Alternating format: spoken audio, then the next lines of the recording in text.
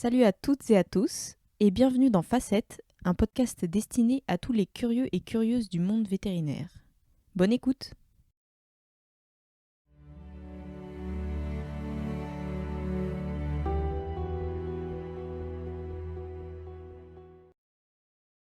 Siska, je suis ravie qu'on se retrouve aujourd'hui pour discuter parce que je pense qu'on va avoir des choses intéressantes à se dire. Pour donner un petit peu de contexte, t'es véto, t'es sortie de Toulouse en 2017. Ensuite, t'as fait le CEAV d'éthologie clinique et appliquée au bien-être animal, à la suite de ça. T'es formée en medical training depuis bien longtemps, je crois, quand même, depuis un Je moment. saurais pas dire, mais oui, depuis quelques années. Ok. Et puis, plus récemment, t'as co-créé Pavlovet, qui a pour but de proposer des formations. Et l'idée, c'est de savoir comment réduire le stress des animaux qui viennent pour être soignés chez le véto. Et si j'ai bien compris, l'idée, c'est déjà de comprendre que c'est fréquent les animaux qui sont stressés, voire très stressés chez le véto.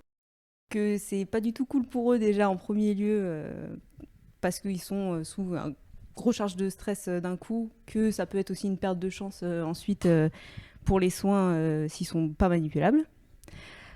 Et c'est pas non plus drôle pour le propriétaire qui voit son animal vraiment pas heureux d'être chez le véto et qui passe un mauvais quart d'heure. Et le véto non plus, s'il se fait mordre à la fin, c'est pas une partie de plaisir.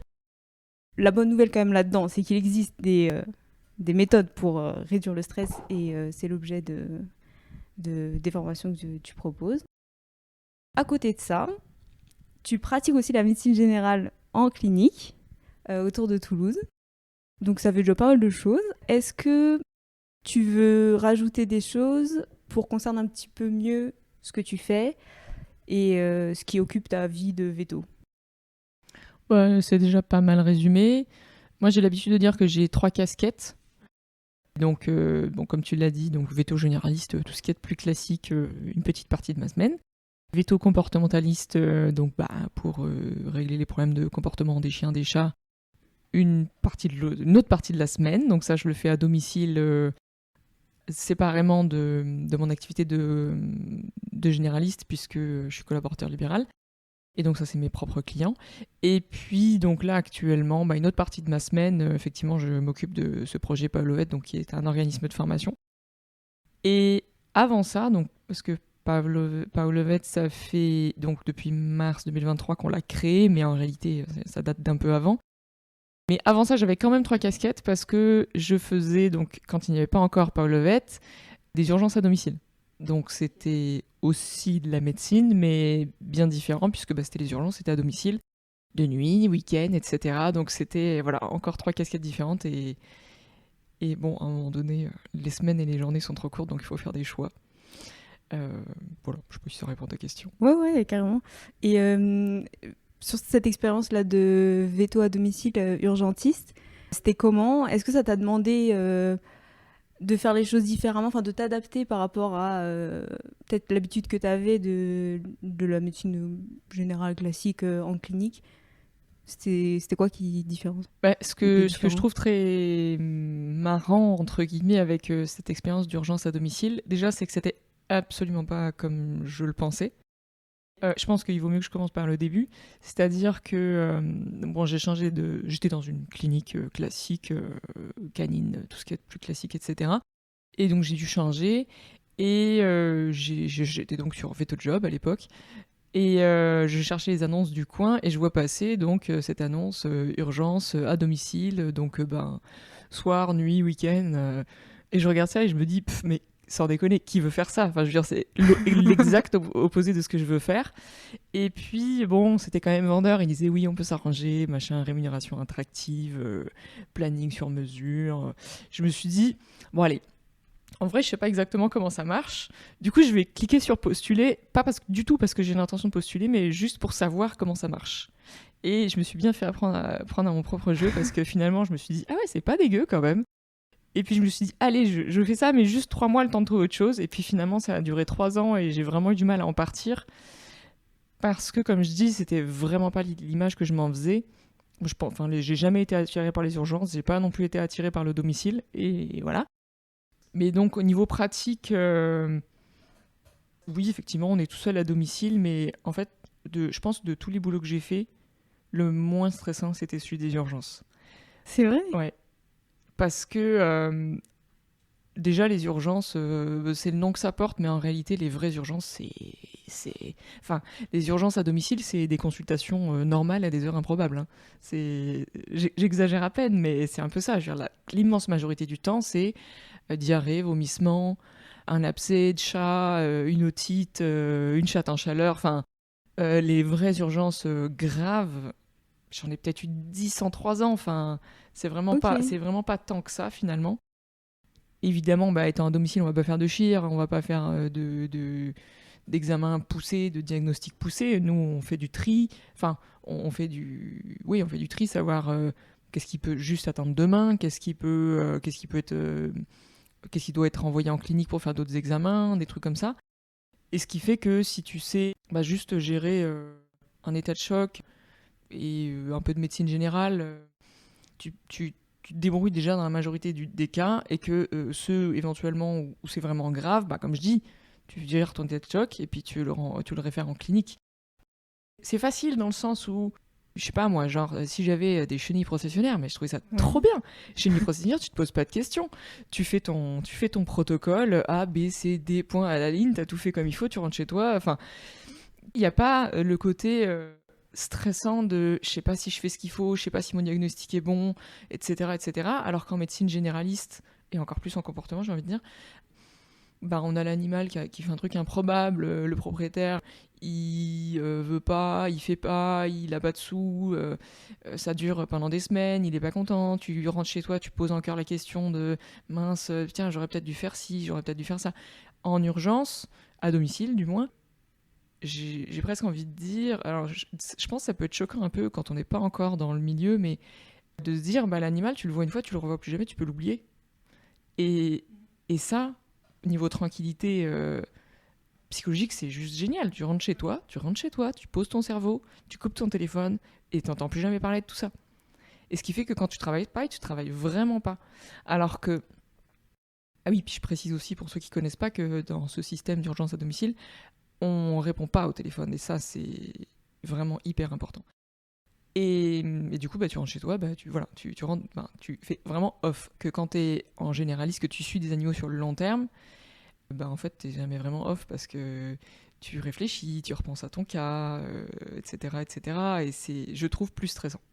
Ok, donc t'as quitté une situation où tu faisais un truc plus satisfaisant et moins stressant pour choisir une Bah activité. non, parce qu'évidemment, il y a quand même une contrainte qu'on ne peut pas changer avec les urgences. Bah, c'est toujours que c'est la nuit et les week-ends. Et donc moi, quand même, depuis je sais pas, bientôt 20 ans, ce que je voulais faire, c'était du comportement. Donc j'ai tout fait depuis le début pour faire du comportement. Donc une fois que j'ai commencé vraiment, enfin quand j'étais vers la fin de mon CEAV, que j'ai commencé à avoir des clients en comportement, ben j'allais pas laisser tomber, c'est quand même mon projet. Et je me voyais pas ne pas faire de clinique généraliste parce que je trouve que c'est très lié. On dirait peut-être pas comme ça, mais oui. Et j'avais aussi envie d'avoir cette relation d'un chiot que tu rencontres petit, que tu soignes bien et qui évolue, j'espère bien, tout au long de sa vie. C'est pas du tout la même chose parce que la contrepartie de tu rentres chez toi, t'entends plus jamais parler de ce cas, tu sais pas forcément ce qu'il est devenu, tu sais pas forcément ce qu'il a eu, etc. En Alors que fait, même si tu le revois pas, il y en a certains où tu repenses quand même, en mode ah j'aimerais bien bah savoir oui, mais pas de la même qu'est-ce façon. que. Ok. Et en fait, tu peux les oublier. T'es pas obligé, mais tu peux. Alors que ceux que tu suis, tu peux pas les oublier.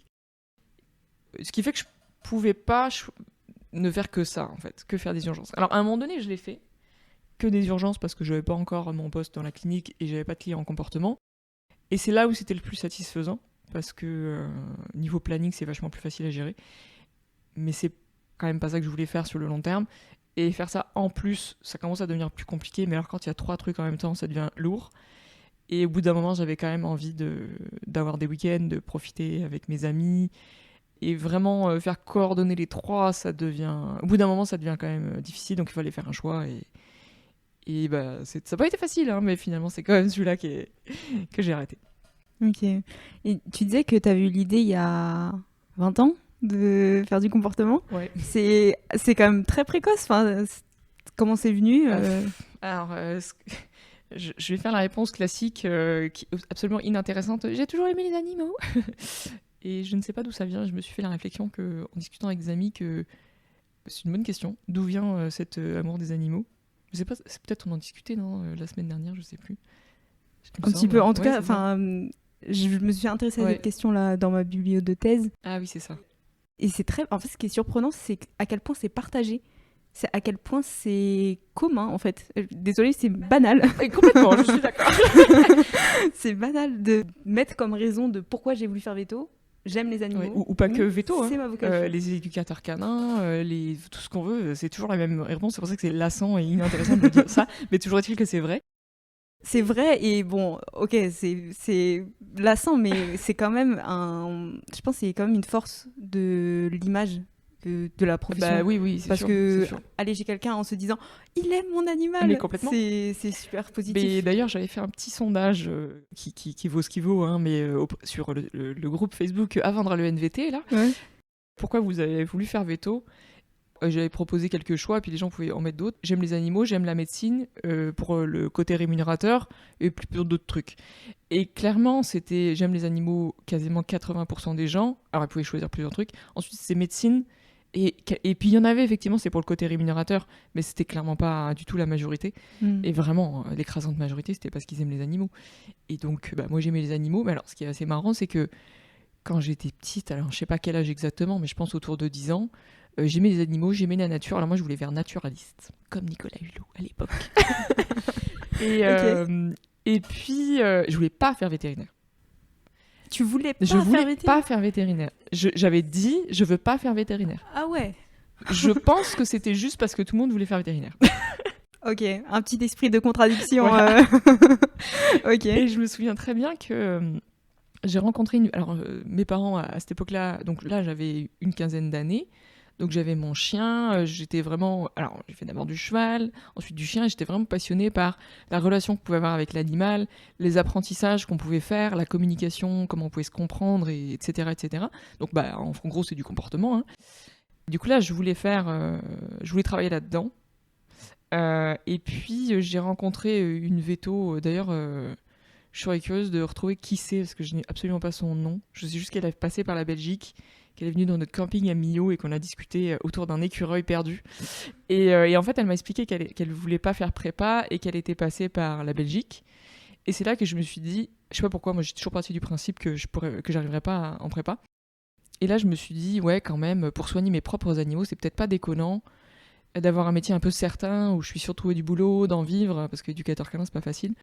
Et j'ai de la famille en Hollande et je me suis dit, ah bah tiens, ce serait l'occasion, je pourrais peut-être passer par la Hollande plutôt qu'en prépa, etc. Et c'est là où je me suis dit, bah tiens, finalement, pourquoi pas? Et finalement, ouais, peut-être que je vais faire ça. Donc ça, j'étais en première. Je me souviens, j'étais en première, donc c'est en première que j'ai décidé que finalement, je voulais faire veto. Bon, finalement, je passais par la prépa et ça s'est très bien passé, étonnamment bien même. Et puis pour l'anecdote, quand je suis arrivée en première année d'école veto, tout le monde, je pense que ça arrive à tous les jeunes, on dit, ah du coup, tu veux faire quoi? Canine, rurale, équine, etc. Et je dis, tout sauf équine. Et qu'est-ce que j'ai fait en deuxième année? Devine quoi? J'ai fait équine.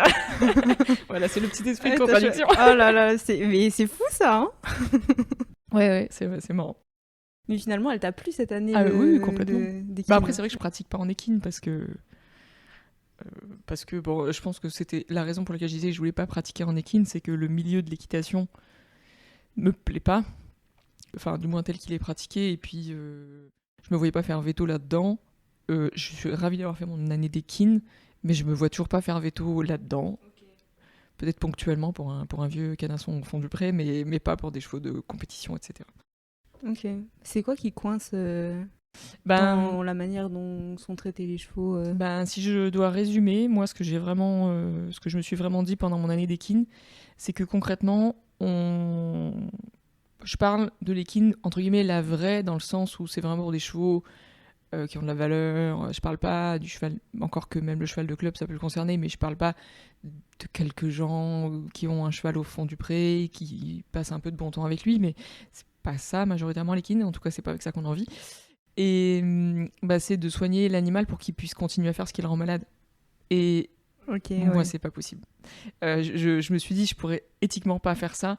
Je vais passer mon temps à dire aux propriétaires de chevaux, ben arrêtez de faire ce que vous faites en fait. Mais c'est pas pour ça, ils ont pris le cheval pour faire ça. Donc je pense qu'on se serait juste jamais entendu. Enfin, ils auraient jamais voulu d'un veto comme moi et moi j'aurais jamais voulu de clients comme eux. Donc bon bah voilà.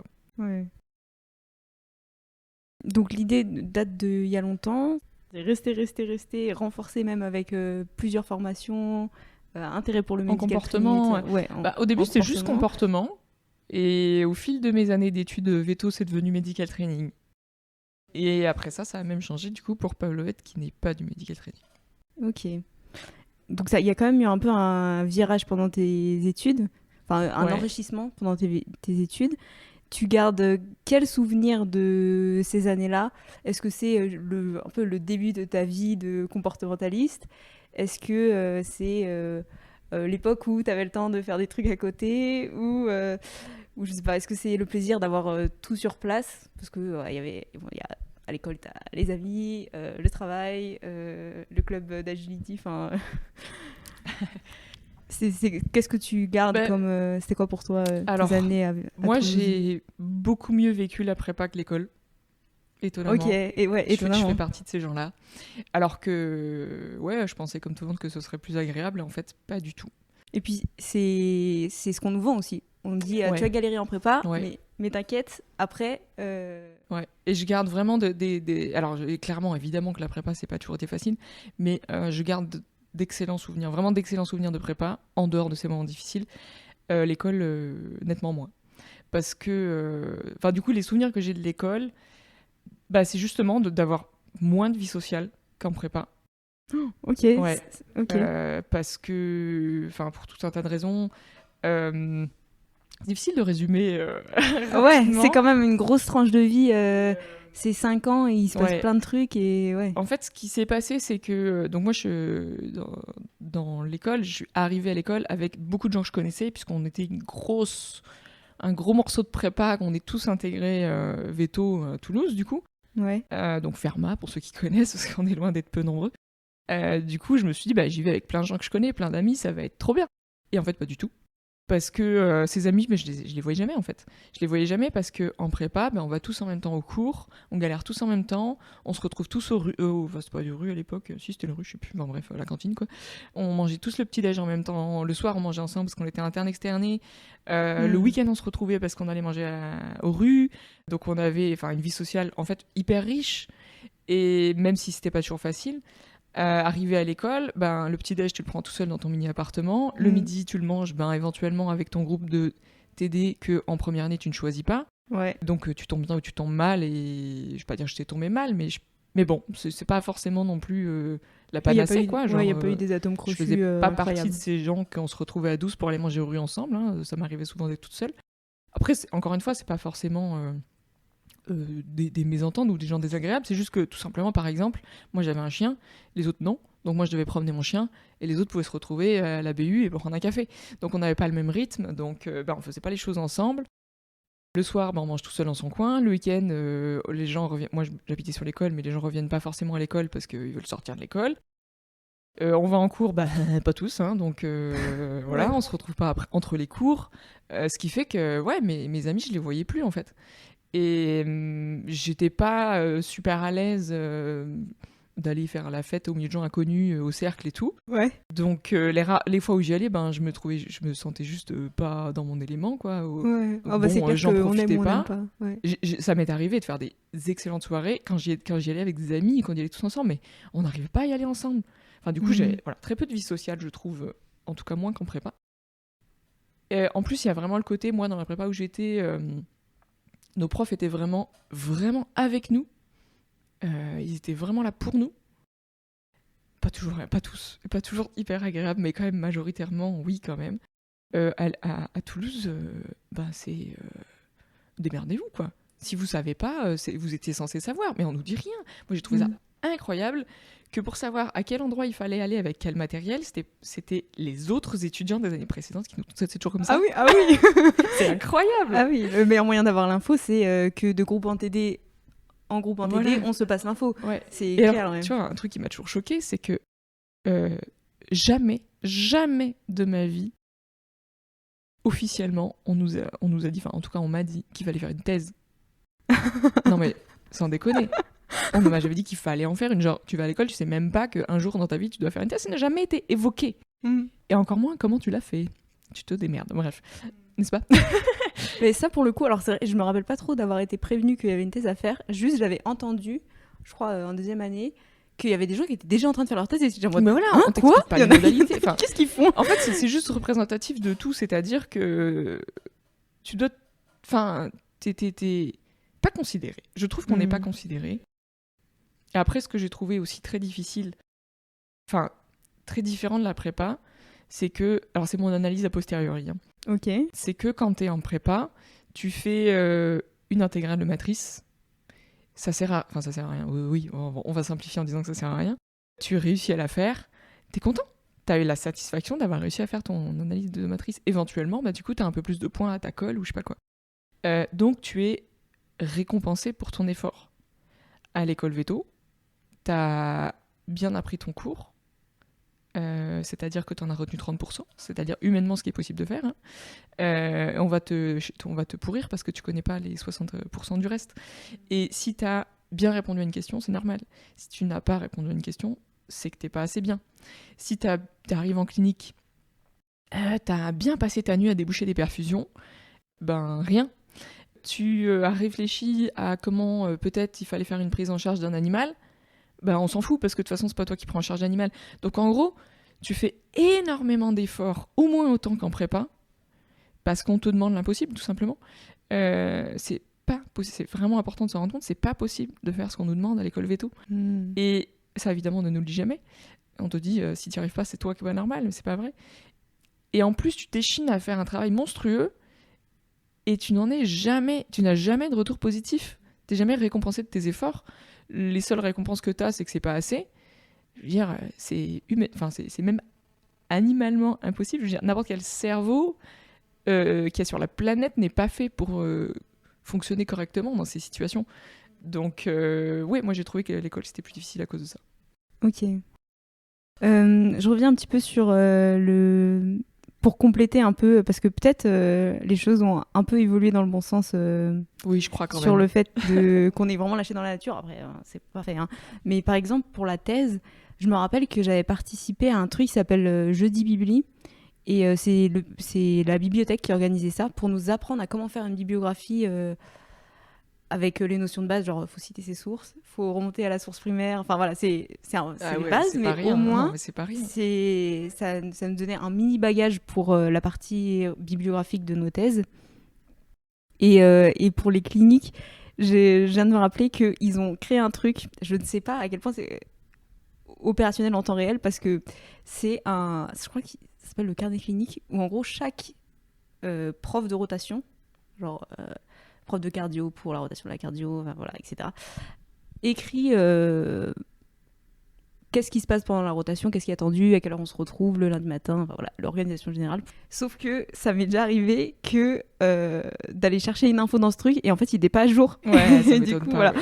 Donc l'intention y était un petit peu, mais c'est clairement pas parfait. Et oui, il y a toujours. Enfin, moi j'ai aussi vécu ce truc de. Tu fais des efforts qui sont pas récompensés. Ça peut être de plein de manières différentes. Ça peut être ce que tu dis de. On trouve normal et c'est un petit peu normal d'avoir un étudiant qui va faire la nuit, galérer sur certains trucs, comme tu dis, déboucher des perfs. Franchement, c'est pas passionnant. Et c'est pas vraiment ce pourquoi on est venu au départ, hein, mais bon, faut bien le faire. Il faut bien que quelqu'un le fasse en fait. Et puis bon, bah ça tombe sur toi, l'étudiant. Et puis on ne dit pas forcément merci ni rien. Enfin voilà, ça continue de couler. Voilà, la journée continue, la nuit continue, personne n'a rien dit, c'est totalement normal. Par contre, ce qui est pas normal, c'est si tu te plains d'avoir pas dormi pendant 36 heures. Ouais. Enfin, je crois que ça a changé ça. Ça, je crois que ça va aussi un petit peu dans le bon sens. Mais en même temps, j'ai envie de dire, je pense que c'est pas que du côté de l'école où c'est vachement ancré. Je pense qu'aussi du côté des étudiants, par exemple, on n'avait pas de syndicat étudiant, alors qu'il y a plein d'autres écoles qui en ont. Et c'était créé hyper récemment, je crois l'année dernière, en tout cas, l'année d'avant. Bah, après, je pense que ce qui est pas, aussi important de souligner quand même, c'est que bon, on a soulevé tout un tas de trucs pas top, mais je pense que c'est vraiment important de pas mettre la faute sur les profs et sur Ouais. les cliniciens, etc. Parce que chacun est envahi de ses problèmes. J'ai jamais vraiment été à la place d'un enseignant-chercheur, mais pour le peu que j'en sais, je pense que c'est très très loin d'être facile. Ça doit être hyper frustrant, hyper compliqué. Et du coup, rajouter les contraintes d'un étudiant qui sait pas quoi faire et qui en a 120 comme ça, et que chaque année c'est pareil, etc. Et chaque semaine, il faut réexpliquer Voilà, et le chaque truc semaine, de base voilà. qu'ils n'ont pas parce que c'est leur premier jour. Chaque semaine, c'est Et un du coup, premier jour. Quoi. voilà, je pense que vraiment la majorité des profs ne manquent pas de bonne volonté, ne sont pas malveillants, et c'est aussi très difficile pour eux. Et en fait, c'est comme la pyramide de Maslow, on peut pas se soucier des trucs de l'autre si nous, on n'est pas bien. Et je pense que chacun, le système fait que c'est compliqué, je pense, pour tout le monde, dans toutes les places de l'école Veto, ce qui fait que le fonctionnement global pose souci. Mais bon, je pense que c'est quand même intéressant de soulever les problèmes, d'essayer de les régler, mais aussi de pas que rejeter juste la faute sur l'autre, genre ils font exprès ou c'est de la mauvaise volonté. Oui, bien sûr. C'est pas vraiment utile d'accabler une personne, surtout c'est parce que c'est pas une personne ou un type de personne qui peut être responsable de toutes les difficultés. Si c'était ça, je pense que Ce serait plus simple à gérer. Ouais, ce serait plus simple à régler, ce longtemps. serait sûrement déjà réglé. Et ouais, c'est sûr que c'est un peu un défi d'arriver à former des gens à un métier quand même riche, diversifié et qui a quand même des exigences très variées, je trouve. En même temps, réussir à faire tourner les cliniques au sens financier. Et Alors, réglementaire, et machin. Et réglementaire. Et avoir, parce que c'est des vrais gens qui viennent mettre leurs animaux là, Non, donc qu'ils soient un minimum satisfaits. Et c'est pour ça, je pense que c'est important de soulever les problèmes, de les faire remonter, d'en discuter. Et je pense que c'est aussi hyper important que chaque sphère se rappelle que l'autre galère aussi et que autant que nous, quoi, et que juste pas sur les mêmes points, et justement que c'est important dans les deux, enfin que ce serait idéal que chacun des fois se retrouve à la place de l'autre pour se dire ah oui, j'avais oublié que, ou je ne savais pas qu'à sa place ça faisait ça quand moi je fais ça, et etc. Ouais, bah, je trouve que ça résonne fort parce que ce que tu dis là, parce que des fois je me suis fait la réflexion de me dire mais il y a une forme de hiérarchie. Enfin, chaque année, tu as le 5 qui passe en 6, le 6 qui passe en interne. Voilà. Il y en a un qui devient un AH, et puis peut-être il y a un AH qui devient PH. Enfin bref, il y a une sorte de roulement comme ça. Et des fois, tu te dis, mais juste avant, par exemple, à rentrer en septembre, mais mec, l'année d'avant, t'étais à ma place. Ou tu vois, pourquoi tu me mets la pression? Tu sais, toi, tu l'as vécu aussi, c'était horrible de pas être solidaire, quoi, de pas ressentir la solidarité, même des gens qui, tu vois, des années d'au-dessus. Et pourquoi on répète ça, quoi? On passe l'année d'après, on oublie que ce truc-là, c'était très chiant. C'est très personne dépendant quand même, parce que je sais que effectivement, je pense qu'on a tous malheureusement constaté que de temps en temps, quelqu'un a mal vécu quelque chose et du coup, il s'empresse de le faire à la personne suivante quand il est à sa place. Mais il y a aussi, enfin, en tout cas, moi, ce que je faisais, et ça me faisait énormément plaisir, c'était quand moi, j'avais vu un truc de merde dans une année, quand j'étais à la place de cet étudiant-là, et que j'avais donc les étudiants qui étaient à ma place de moi l'année dernière, ben, je faisais ce que j'attendais de moi qu'on fasse. Et je trouve qu'il y avait rien de plus plaisant que de voir l'étudiant de l'année d'en dessous sortir avec la banane et me remercier parce qu'il a passé une bonne semaine. Ouais. Non, oui, c'est sûr, les expériences sont diversifiées. Hein. Là, j'ai un peu noirci le trait. Enfin, surtout, ça concerne que quelques expériences et il y a des rotations qui se passent très très bien, un peu en fonction de qui tu tombes. Donc, en effet, c'est personnalité dépendant. Mais ouais, il y a des moments qui sont très très stressants alors qu'ils pourraient l'être beaucoup moins. Et c'est un petit peu, il y a une grosse marge d'amélioration, quoi, sur certains trucs, sur des moments de pression qui n'ont pas besoin d'être, quoi. Et ah oui, tu m'avais parlé d'une anecdote d'imagerie de A4. Ouais. Est-ce que c'est un peu en rapport avec ça ou... Ouais, quand même. En fait, donc c'était, je sais pas si c'est toujours d'actualité, mais nous, donc notre semaine d'imagerie en A4 était juste après la semaine d'urgence. Donc semaine d'urgence où on faisait donc on était par groupe de 3, nous. Et donc on faisait des créneaux de 8 heures, je crois. Ouais, c'est ça. Et du coup, comme on était 3, non, je sais plus. Toujours est-il que du coup, c'était pas un qui faisait toutes les nuits, un qui faisait toutes les soirées, l'autre qui faisait toutes les matinées. C'était un coup le matin, un coup la nuit, un coup l'après-midi. Enfin, c'était vraiment très rythmiquement parlant, complètement aberrant. Et puis j'avais compté cette semaine-là, j'avais bossé 72 heures, c'est quand même pas négligeable, hein.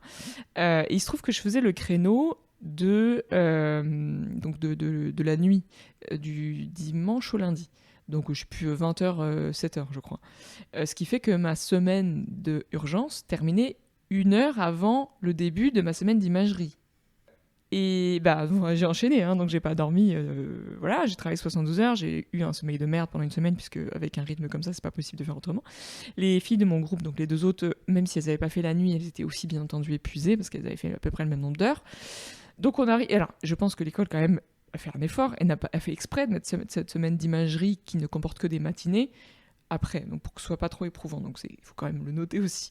Donc on arrive en imagerie. Donc j'enchaîne, donc je vais dans cette salle sombre pour regarder des radios. C'était compliqué. Et donc le prof nous dit, bah du coup l'après-midi est libre, enfin il n'y a pas de cours, il n'y a pas de clinique l'après-midi. Mais grosso modo, c'est bien entendu pas avec ces mots-là que ça avait été dit, mais c'est pas fait pour se dorer la pilule au soleil, c'est fait pour réviser l'imagerie, puisqu'il n'y a pas beaucoup d'imagerie à l'école, et que il faut vraiment en profiter. Et donc, je pense notamment à ce prof qui, comme je pense, comme tous les profs, et comme moi j'ai eu l'occasion d'être un tout petit peu prof pour une journée à l'école Veto pour les TP d'éducation, j'ai une petite idée de ce que ça fait, de se dire ma discipline est quand même importante, j'ai presque rien parce qu'il y a tellement de trucs à voir en médecine Veto que on essaie de tout condenser en peu de temps, donc c'est hyper lourd pour les étudiants. Et donc, et ça, bien entendu, c'est important l'imagerie. Et donc, oui, je pense que pour lui, c'est important que les étudiants travaillent l'après-midi l'imagerie. Et bizarrement, donc voilà, moi, j'avais pas dormi depuis 36 heures. Je suis allée dormir, évidemment, l'après-midi. Mais les filles de mon groupe de TD aussi, parce que, voilà. Voilà. Le mardi matin, on revient donc en imagerie. Le prof nous pose quelques questions, puis se rend bien compte qu'on n'a pas du tout travaillé l'imagerie la veille. Et il nous fait un petit sermon gentil, enfin vraiment pas, il ne nous a pas crié dessus, hein, mais bon, il nous dit oui quand même, je veux dire, c'est pas, enfin voilà quoi, faites un effort. Et je me rappelle très bien, on était toutes les trois du genre en train de se regarder les pieds, toutes probablement en train de s'auto-flageller en se disant mais oh là là, je pensais littéralement, enfin c'est toujours vrai d'ailleurs, mais que je suis mauvaise en imagerie. Si je veux être une bonne vétérinaire, faut vraiment que je fasse un effort. Bref, je me culpabilisais, sincèrement. En me disant je vais faire un effort, je vais faire l'imagerie, machin, tout ça. Et puis je sors de là, et puis là d'un coup j'ai vraiment eu l'impression que pouf, je suis retombée les pieds sur terre, et je me suis dit mais attends, mais en fait c'est normal ce que j'ai fait. C'est normal en fait de dormir, et de se reposer, et de pas bosser H24. Et encore une fois, j'en veux pas au prof, parce que je pense qu'il a une perception de la situation qui est excessivement différente de la nôtre. Et toujours est-il que c'est comme ça, et je me dis, moi, ce jour-là, je me suis rendu compte de ça. Mais combien de ces étudiants hyper motivés, volontaires, malgré tout ce qu'on peut en dire, qui sont cassés le cul, désolé, mais faut le dire, pour arriver là où ils sont arrivés, on va juste continuer comme ils ont toujours fait, en se disant, faut que je fasse mieux, faut que je fasse mieux, faut que je fasse mieux. Et de se dire, c'est moi le problème, en fait. Tout le monde arrive à faire ses cours d'imagerie, sauf moi. Moi, je suis pas assez de volonté, je suis pas assez capable de travailler, je suis pas assez capable de me concentrer, alors que c'est juste un être humain. Et je pense qu'une trop grande partie des étudiants ne se rendent jamais compte de ce phénomène et vont juste continuer à se dire que c'est eux le problème. Et je le vois encore dans mes copromos qui sont de la même année que moi, donc qui sont déjà en pratique depuis plusieurs années, qui encore aujourd'hui, quand ils ont fait quelque chose de mal, ils le savent, ils se culpabilisent, ils s'autoflagellent. Alors j'ai envie de dire, mais en fait, t'es juste un humain normal. Je veux dire, t'as pas été au top aujourd'hui parce que t'es fatigué, parce que t'es stressé, parce que tu peux pas tout savoir, tu peux pas tout faire, et que c'est important de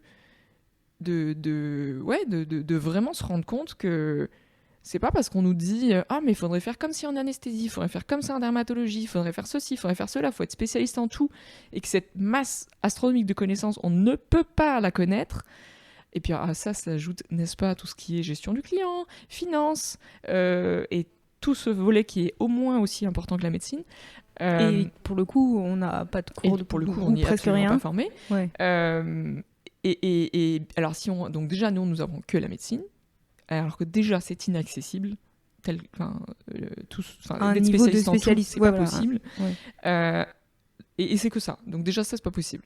À cela s'ajoute tout ce qui est non médical, gestion du propriétaire, du portefeuille du propriétaire, la communication client, la gestion d'une entreprise, tout ça, c'est au moins aussi important que la médecine. Et on ne l'évoque même, enfin à peine. En tout cas, on ne nous apprend pas à le gérer, alors que c'est en termes de contraintes vraiment au moins aussi important que la médecine. Et là-dedans, on n'ajoute toujours pas les contraintes liées à nous-mêmes. C'est-à-dire, ouais, je suis un humain, j'ai le droit d'avoir une vie sociale, j'ai le droit de dormir, j'ai le droit de manger, j'ai le droit d'être payé pour ce que je fais. Et ça, c'est vraiment le truc qu'on met dans l'équation tout à la fin, éventuellement, et on se culpabilise de le faire, et après on fait un burn-out. Ouais, malheureusement. Et puis là, tu le racontes comme une histoire, tu sais, mais en fait, statistiquement, c'est vrai, c'est ça qui est horrible. C'est que c'est pas juste de dire ouais, j'ai un copain qui m'a raconté que ou moi en ce moment c'est un peu plus dur, tout ça. C'est pas juste des expériences individuelles très sporadiques. C'est quand même ça qui est dérangeant, c'est que c'est un peu généralisé quand même. Et le fait que ce soit généralisé, ça argumente encore plus le fait que c'est un problème systémique, quoi. C'est pas oups, un accident de parcours, c'est il y a une combinaison de facteurs de risque, quoi. Ouais. Dans la structure du truc même. Et puis, je pense que, enfin, moi, ce qui je trouve dommage, c'est qu'à l'heure actuelle, quand on parle de tous ces vétos qui abandonnent, on évoque le recrutement, on évoque les gardes, et pourtant, hein, bibliographiquement parlant, apparemment, c'est pas ça le problème. Ouais. Moi, et jamais on entend parler, je trouve, de tous ces phénomènes, je pense, justement, du coup, qui passent inaperçus. C'est-à-dire, je sais pas si ça rentre là-dedans, mais je mettrais que c'est un peu dans les soft skills, c'est-à-dire donc les hard skills. Donc la médecine, franchement, on sort de l'école, on est capable de le faire. On pense qu'on n'est pas capable, mais on est capable. Déjà, ça, c'est un problème. C'est déjà qu'on ne se rend pas compte qu'on est capable. Donc, si on n'est pas capable de faire quelque chose dont on est en fait capable, c'est vraiment très, très bête quand même. Et pour moi, tout ça, c'est lié. Et ce qu'on nous apprend pas... Enfin, tu vois, un exemple pour illustrer. Il faut faire tourner les cliniques de l'école Veto. C'est les étudiants qui le font parce que c'est une main-d'œuvre pas chère. Ok, c'est pas grave. Enfin, en soi, c'est pas ça le problème. Ce qui fait que oui, on se retrouve à déboucher des perfs toute la nuit, ce qui n'est pas quand même une compétence extrêmement importante de notre cursus, mais qui fait partie d'une proportion non négligeable quand même de notre temps. Mais, encore une fois, c'est pas ça le problème. Moi, le problème, c'est qu'est-ce qu'on apprend involontairement dans cette situation. C'est, tu travailles sans aucun respect du rythme biologique humain, et ce, pour rien. Donc évidemment pas pour de l'argent, mais pas non plus pour de la reconnaissance. Pas nécessairement parce que c'est indispensable pour l'animal aussi, accessoirement. Et que si tu trouves que c'est pas normal, c'est toi le problème. Et que tu n'es pas fait pour être un bon vétérinaire. Parce que c'est un peu ça le message qu'on nous fait passer insidieusement. Personne ne fait ça volontairement, mais c'est insidieux. Ce qui fait que quand tu te retrouves dans ta pratique en vrai, et que tu te retrouves à... parce que j'ai déjà vu ça, hein, un véto qui va dormir sur place parce qu'il y a un jeune animal qui est vraiment dans un état critique et qui a besoin de soins, effectivement, toutes les 3 heures, j'en sais rien. Ouais. Pour 15 € d'hospitalisation. Enfin, concrètement, c'est du travail bénévole, de nuit, tu te rattrapes pas le lendemain, parce que c'est aberrant, et on nous apprend pas dans ces situations à dire non, en fait. Alors que c'est important, parce qu'on nous apprend, la médecine de l'animal passe avant tout, mais c'est pas vrai. Si cet animal, ce petit chiot qu'on aura soigné, on l'aura soigné au détriment de nous, hein, on est clairement. Donc le propriétaire n'aura pas payé, n'aura pas vendu sa maison pour soigner son animal, l'animal sera soigné, et le vétérinaire, lui, sera un petit peu plus abîmé. Et ce qui fait que finalement, au bout de quelques années, il craque, parce que c'est pas viable comme situation. Et tout le monde est perdant, parce que du coup, il y aura beaucoup moins d'autres animaux qui pourront être soignés par ce vétérinaire, puisqu'il ne sera plus vétérinaire. Et tout le monde est perdant, alors que... Et c'est pour ça que je pense que c'est une erreur vraiment d'avoir cette impression insidieuse que nous, on passe en dernier. Parce que, je veux dire, en urgence, en secourisme, c'est quoi la priorité ? C'est de nous-mêmes. C'est de nous-mêmes rester en sécurité. C'est pas de sauver l'autre.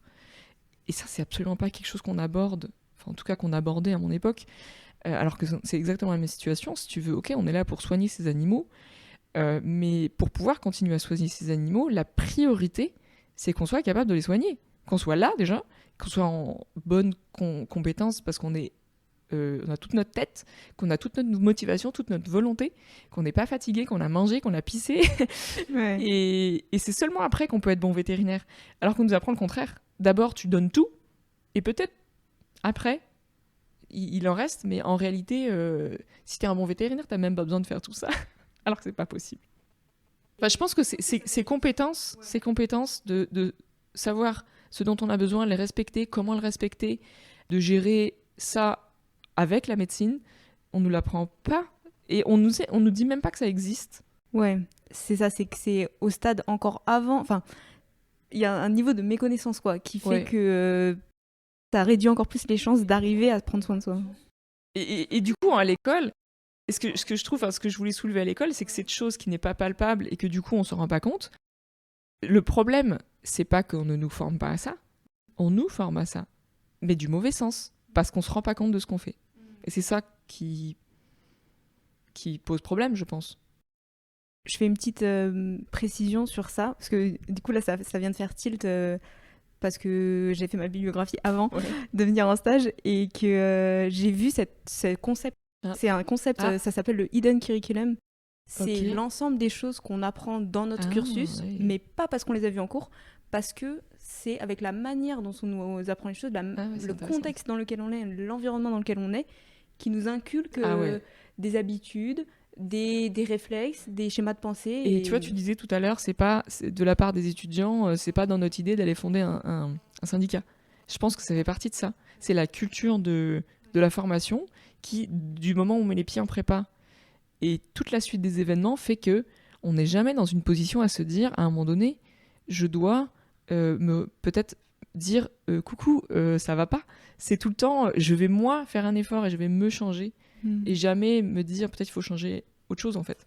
Je peux être que d'accord avec toi sur le fait de se rappeler qu'on a des besoins humains et qu'il faut les couvrir pour pouvoir fonctionner correctement et pouvoir à terme être un bon veto qui survit et qui est heureux aussi, si possible, qui est heureux de faire son métier et qui va le faire longtemps. Mais comment tu fais si c'est pas un truc que tu as appris à l'école? Comment tu fais si à peine tu t'en rends pas compte? Bon là on va dire on s'en est rendu compte parce qu'on a discuté. Comment tu apprends à connaître tes limites? Est-ce que c'est juste par l'expérience? Une fois, là je vois que j'ai dormi 3 heures et la nuit d'avant 2 heures, ça y est, ça fait pas assez. Est-ce que c'est par des trucs comme ça ou avec le temps, en étant confronté à des situations où justement ils n'étaient pas respectés tes besoins, tu t'es dit elle est là la limite et il faut que je fasse en sorte de pas la franchir? Ou est-ce que tu as d'autres tips, d'autres trucs que tu as appris par d'autres manières, d'autres moyens?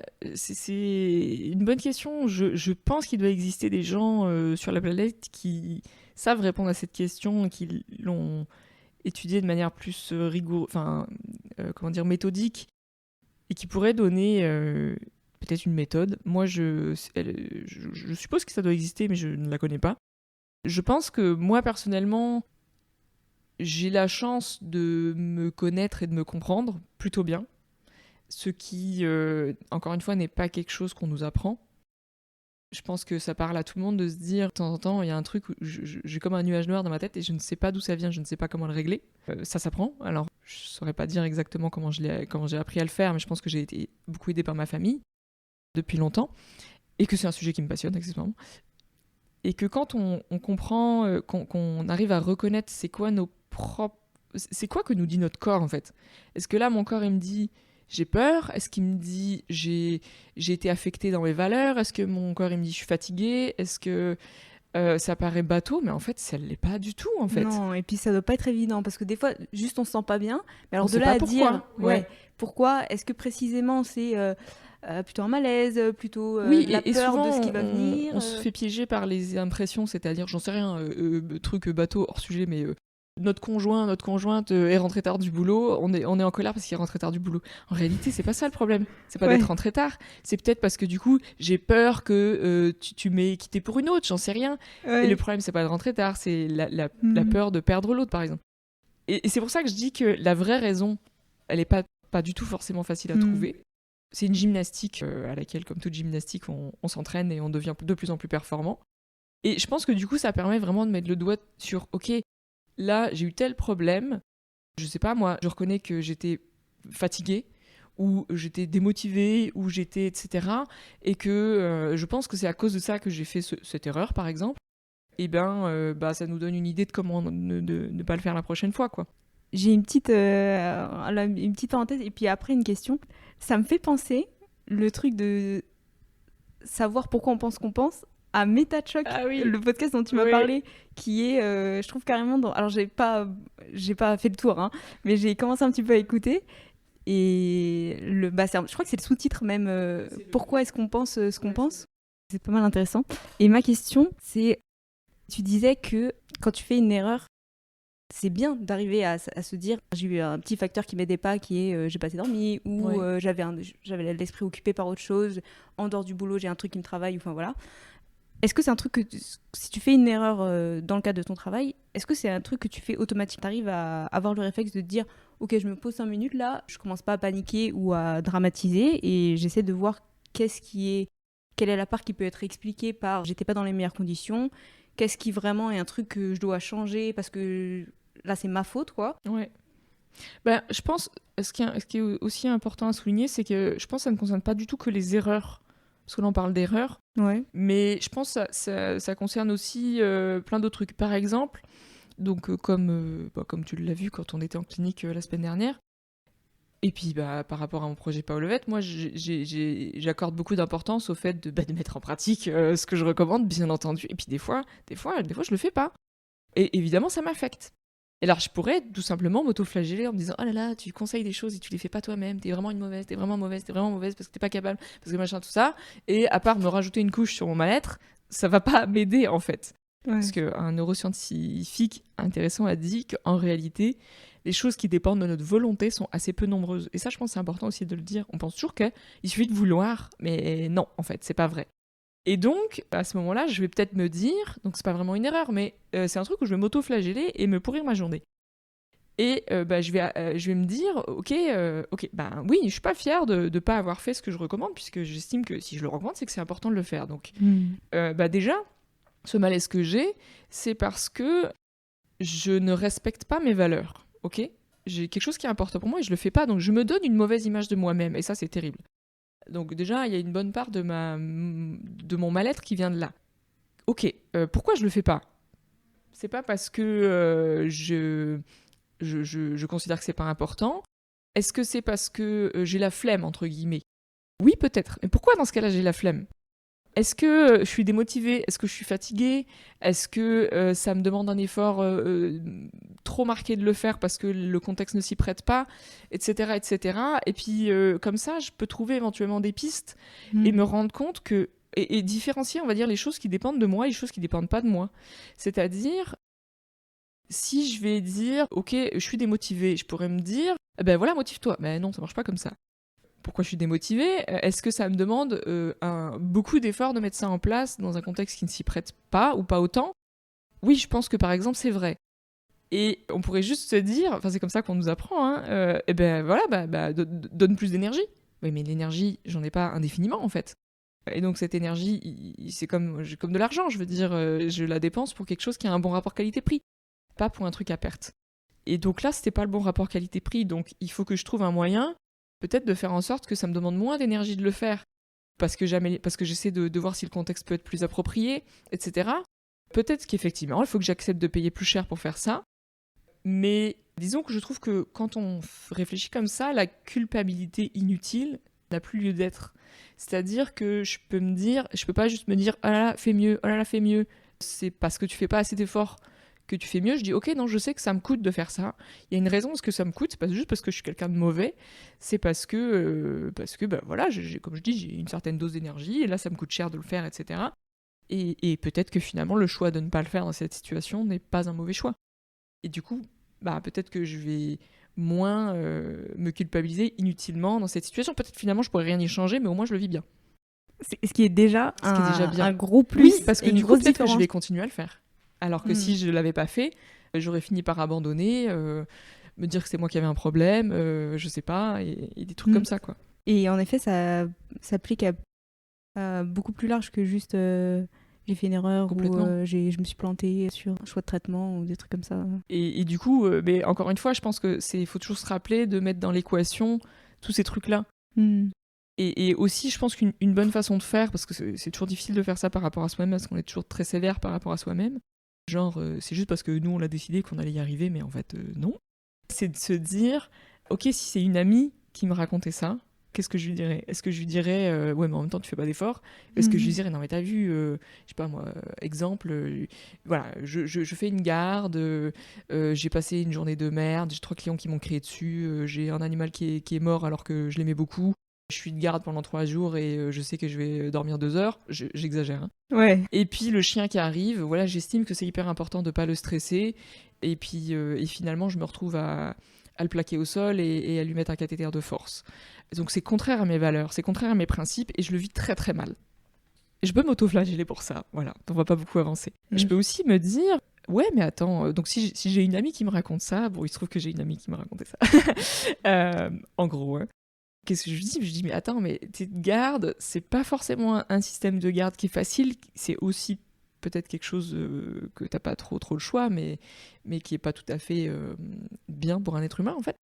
Que t'as été stressé, t'as peut-être eu peur, t'es fatigué, t'appréhendes le week-end, tu n'as pas les outils pour faire pour que cet animal qui est compliqué n'ait pas peur. Et là, une solution, plutôt que de se retrouver tout seul avec cet animal parce que c'est la fermeture de la clinique et qu'on peut pas attendre qu'il finisse que sa sédation soit efficace, etc., ben de le brutaliser entre guillemets et de lui mettre de force. Mais c'est normal en fait. Enfin, il n'y a pas à se culpabiliser pour ça. De se rendre compte, ok, là, je sais ce que ça va coûter, je sais que c'est pas une bonne pratique, mais à ce moment-là, c'était la mieux que je pouvais faire. Et ok, bah peut-être que quand j'en aurai l'occasion, je vais voir si je peux apprendre d'autres techniques pour gérer cette situation. Peut-être que je vais voir pour faire en sorte que, je sais pas moi, que les gardes soient différentes et que je me retrouve plus dans cette situation. Mais c'est pas inhérent à la personne, c'est inhérent au contexte. Et du coup, je trouve que c'est important d'enlever la culpabilité inutile. Ouais, et là, de ce que je pense que je vais garder en tête là, de ce que tu as dit, là, c'est d'apprendre à faire un compromis, de se dire bah non, je vais pas aller dans un extrême, je vais pas penser de manière extrême parce que le coût global, incluant tous les paramètres, l'animal, moi, la clinique, voilà, tout va être bien pire si je me verse complètement dans un extrême que si, ok, on va faire un compromis, ce sera parfait pour personne, mais Ouais. ce sera grave pour personne non plus. Ouais. Et ça pique un peu de dire ça, mais j'aime bien dire ça. Pour être altruiste, il faut avant tout être égoïste. et je le pense vraiment, en fait. Et on a toujours dans l'idée que c'est une honte d'être égoïste et de penser à soi. Et en fait non, il y a que nous qui sommes le mieux placés pour le faire. Et si on est bien et qu'on est solide, on est là pour les autres. Le contraire, c'est pas vrai. Si on pense pas à nous, et qu'on n'est pas bien, on va coûter aux autres. Et du coup, on n'est plus altruiste, en fait. Pour être altruiste, faut être égoïste. C'est philosophique, tout ça. Ouais. On a pas mal fait le tour là du segment de la tranche de vie études véto et tout ça, et le positif et puis aussi le négatif qu'il y avait dedans. Cela dit, on n'a pas beaucoup parlé du positif. C'est vrai. Est-ce que tu veux rajouter quelque chose sur ça? Je pense que c'est important parce que un truc que j'ai réalisé récemment, c'est que, donc comme je l'ai dit au début, moi j'ai fait veto, enfin je voulais travailler avec les animaux parce que j'aime les animaux. Et typiquement, je n'ai jamais eu l'intention de faire médecine parce que travailler avec des humains, je me dis bah quelle horreur. Et en fait, je me rends compte à l'usage que la raison qui fait que je suis épanouie dans mon métier, parce que je considère que je fais partie des vétos qui sont épanouis dans leur métier, même si c'est pas toujours facile, mais bon, aucun métier n'est facile, c'est en réalité parce que j'aime les humains. Et vraiment, j'ai vraiment grand plaisir à être avec Madame Michu qui me raconte sa vie avec son chien, et même des fois les gens qui sont inquiets, qui peuvent même être désagréables, et puis finalement les rassurer et que finalement ils sortent et ils sont agréables. Vraiment, ça fait partie des choses qui me rendent heureuse à la fin de la journée. Et je pense que c'est important de le souligner parce que, en fait, je pense qu'un veto, c'est un métier où il faut aimer les animaux, oui, mais il faut encore plus aimer les gens. Et je pensais pas que c'est quelque chose qui me rendrait vraiment heureuse, entre guillemets. Ouais. Et ouais, je pense que ça fait partie des choses que je trouve épanouissant. Et est-ce que c'est un truc que t'as que tu as senti que tu avais assez tôt, même pendant les études, rotation clinique, quand on commence un petit peu à avoir des Non. propriétaires, ou non, c'est là En fait, en étant vraiment seul dans ta salle de consulte je pense que parler ce avec. qui s'est passé, c'est que, bon, comme le comportement m'a toujours intéressé, finalement, comportement, psychologie, compétences sociales, tout ça, tout ça, c'est très lié. Et tout ce que j'ai... alors, ça fait bizarre aussi de dire ça comme ça, mais tout ce que j'ai appris sur comment on fait pour éduquer un chien, et donc moi, je pratique l'éducation positive, ça m'a appris... Ben, en fait, ça marche avec n'importe quel être vivant. Et c'est ce que c'est cette façon de penser, genre, ok, le chien est agressif envers moi. Qu'est-ce qu'il vit pour être agressif envers moi? Comment je peux faire pour le rassurer? Lui montrer que je suis pas une menace et que je veux tisser une relation avec lui, puis lui montrer qu'il n'a pas besoin de me mordre. Ben, en fait, c'est pareil avec les gens. Et donc, ça, je l'ai appris avec les chiens. Et je me suis rendu compte que c'était pareil avec les humains. Et je l'applique avec les humains. Et ça me fait très plaisir. Je pense que, du coup, je l'ai vraiment pu l'appliquer depuis que je suis en clientèle. Et c'est là que je me suis rendu compte que peut-être même que maintenant, ça compte encore plus que l'animal lui-même, en fait. Ok. Ouais. Alors qu'à la base, je pensais que ce serait le contraire. Et ça, vraiment, je l'ai réalisé que récemment. Ok. Bon, c'est très intéressant. Et surtout, je pense que il y en a plein étudiants, hein, je parle, qui partent du même point de départ de j'aime les animaux et qui peuvent pas imaginer que la partie propriétaire soit Ouais. aussi importante, enfin, et dans le positif aussi Je épanouissante. pense que aussi. ça, c'est un petit défaut de... Je disais, je suis pas tant poussée sur le côté problème de recrutement. Par contre, je pense que c'est vraiment important d'informer les gens qui veulent être vétérinaires que vraiment la partie propriétaire, c'est... Enfin, effectivement, si on est sûr de détester les relations humaines, bah ouais, il faut peut-être mieux faire un gros, par exemple. Parce qu'on pourra s'occuper d'animaux sans leur propriétaire. Ouais, là, je pense que c'est vraiment enfin, genre, en tout cas pour la pratique, enfin pour la clinique, impossible de faire sans, à moins qu'on soit chirurgien et qu'on voit jamais les propriétaires. Mais ouais, ça, je pense que c'est quand même important parce que je pense qu'il y a quand même des gens, ils sont pas faits pour ça, ils aiment pas ça et c'est un peu bête qu'ils s'en rendent compte comme moi une fois qu'ils sont en clinique, quoi. Ouais. Heureusement que toi, c'est allé dans le bon sens, mais ouais. c'est vrai que t'imagines, comme tu dis, on s'est quand même cassé le cul pour arriver jusque-là. Tout ça, là, tous ces efforts, pour te rendre compte à la fin que, en fait, c'est pas ton truc et que ça va pas le faire, juste parce que ça représente pas genre 5% de ton temps, c'est un gros. Je pense que c'est vrai pour je parle vraiment du côté praticien. Parce que si tu travailles, enfin, je rêvais tôt, il n'y a pas que praticien. Ouais, tu peux être en labo, tu peux être en abattoir, tu peux être en port-volaille. Enfin, il y a des tas de trucs comme ça où tu n'as pas ce côté-là. Donc, oui, c'est pas, tout n'est pas perdu si on n'aime pas les gens, mais pour le côté vraiment veto en clinique, oui, je pense que c'est indissociable quand même. Ok. Et donc, maintenant que les études sont finies, tu fais des consultations de comportement et j'ai pu te suivre là depuis 2 semaines.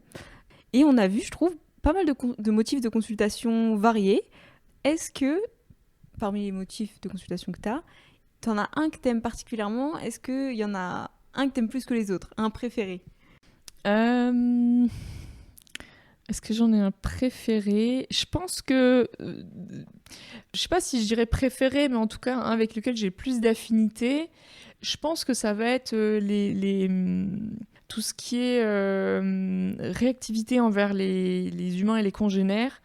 Pas parce que ça me fait plus plaisir que le reste, mais parce que j'ai eu un chien qui était un peu réactif aux congénères et un autre chien qui était un peu réactif aux humains. Donc je sais très bien ce que c'est et du coup, j'ai pu tellement l'expérimenter moi-même que je me sens plus compétente sur ce domaine-là en particulier.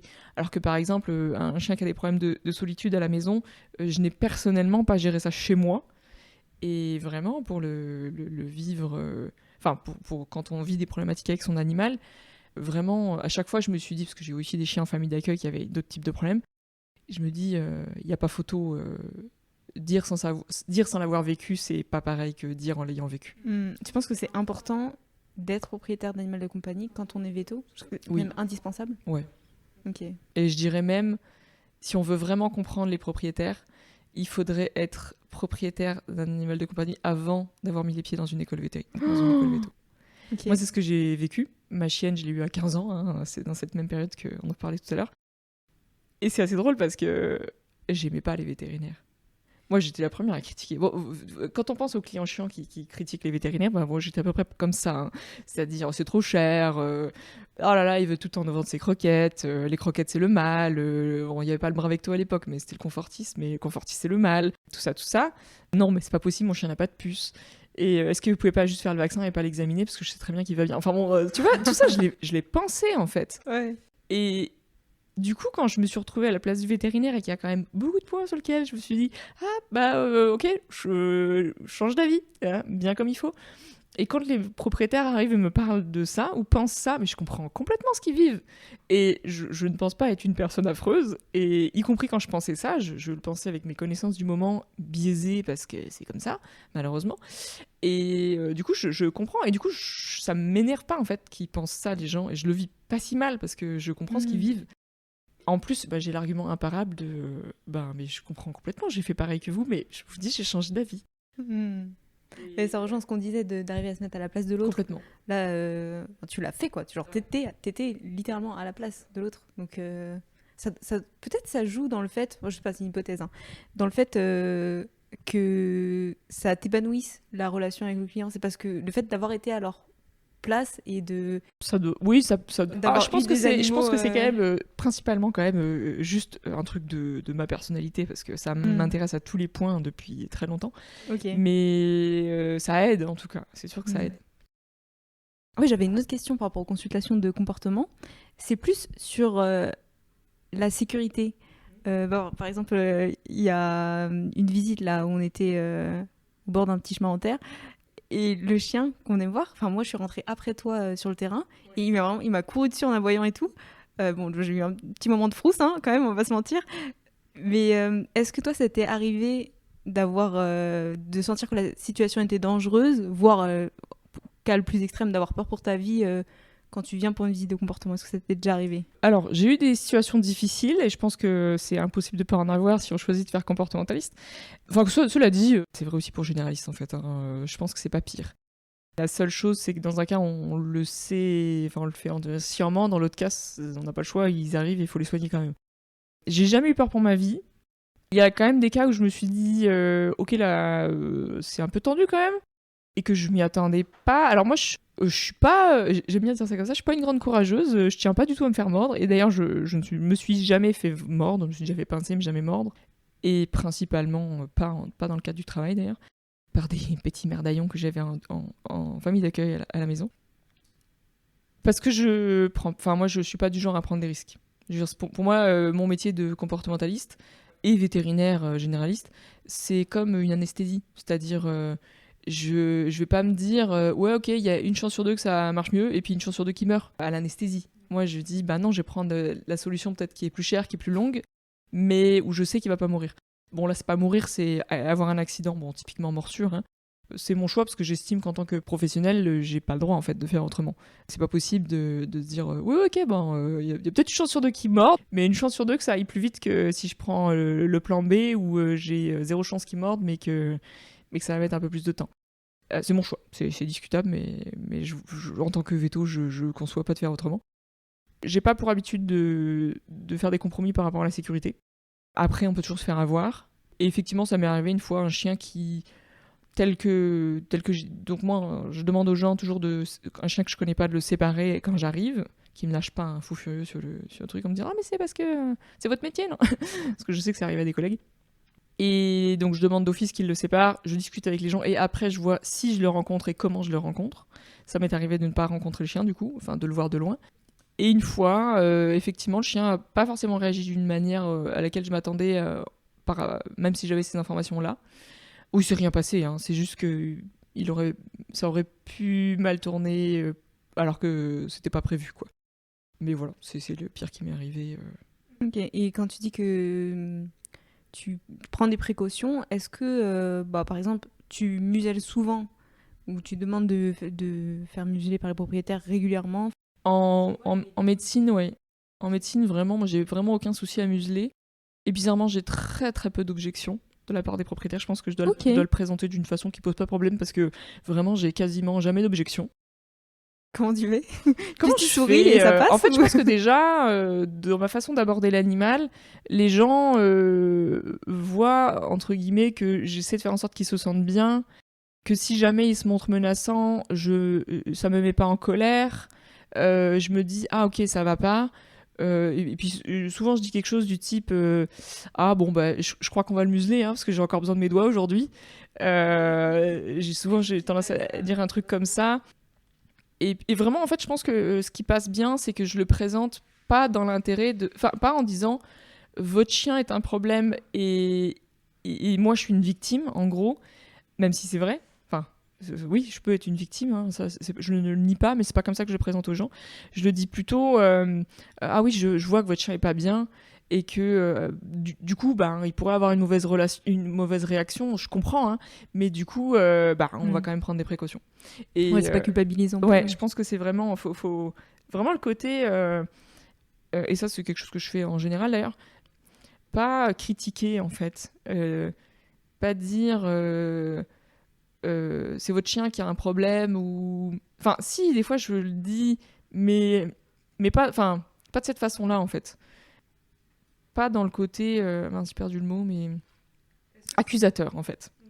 C'est vraiment, je dis, oui, je vois qu'effectivement, il se sent pas bien, il accepte pas ce que je fais, et je dis pas, c'est le chien qui a un problème et moi qui vais en payer le prix, en gros, mais c'est que il y a un problème et on va trouver une solution, quoi, un peu. Et je pense, ah oui, tiens, parce que je pense que c'est aussi quelque chose que je fais.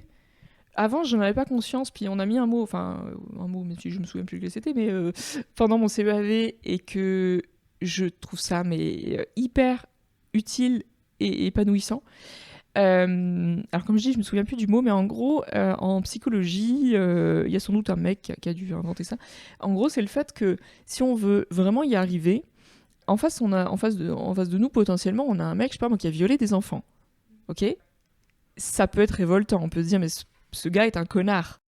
Et si on part dans cette optique-là, on pourra jamais arriver à rien, puisque il y a du jugement, il y a du rejet, et ça, on veut pas le cacher. Hein, ça, c'est... Et donc, que quand tu arrives dans ta consultation avec cet individu, pendant tout ce temps-là, tu es vraiment avec lui. Et pas vraiment à 100% avec lui, et pas contre lui. C'est-à-dire, tu vas vraiment te dire, ok, pourquoi tu as fait ça ?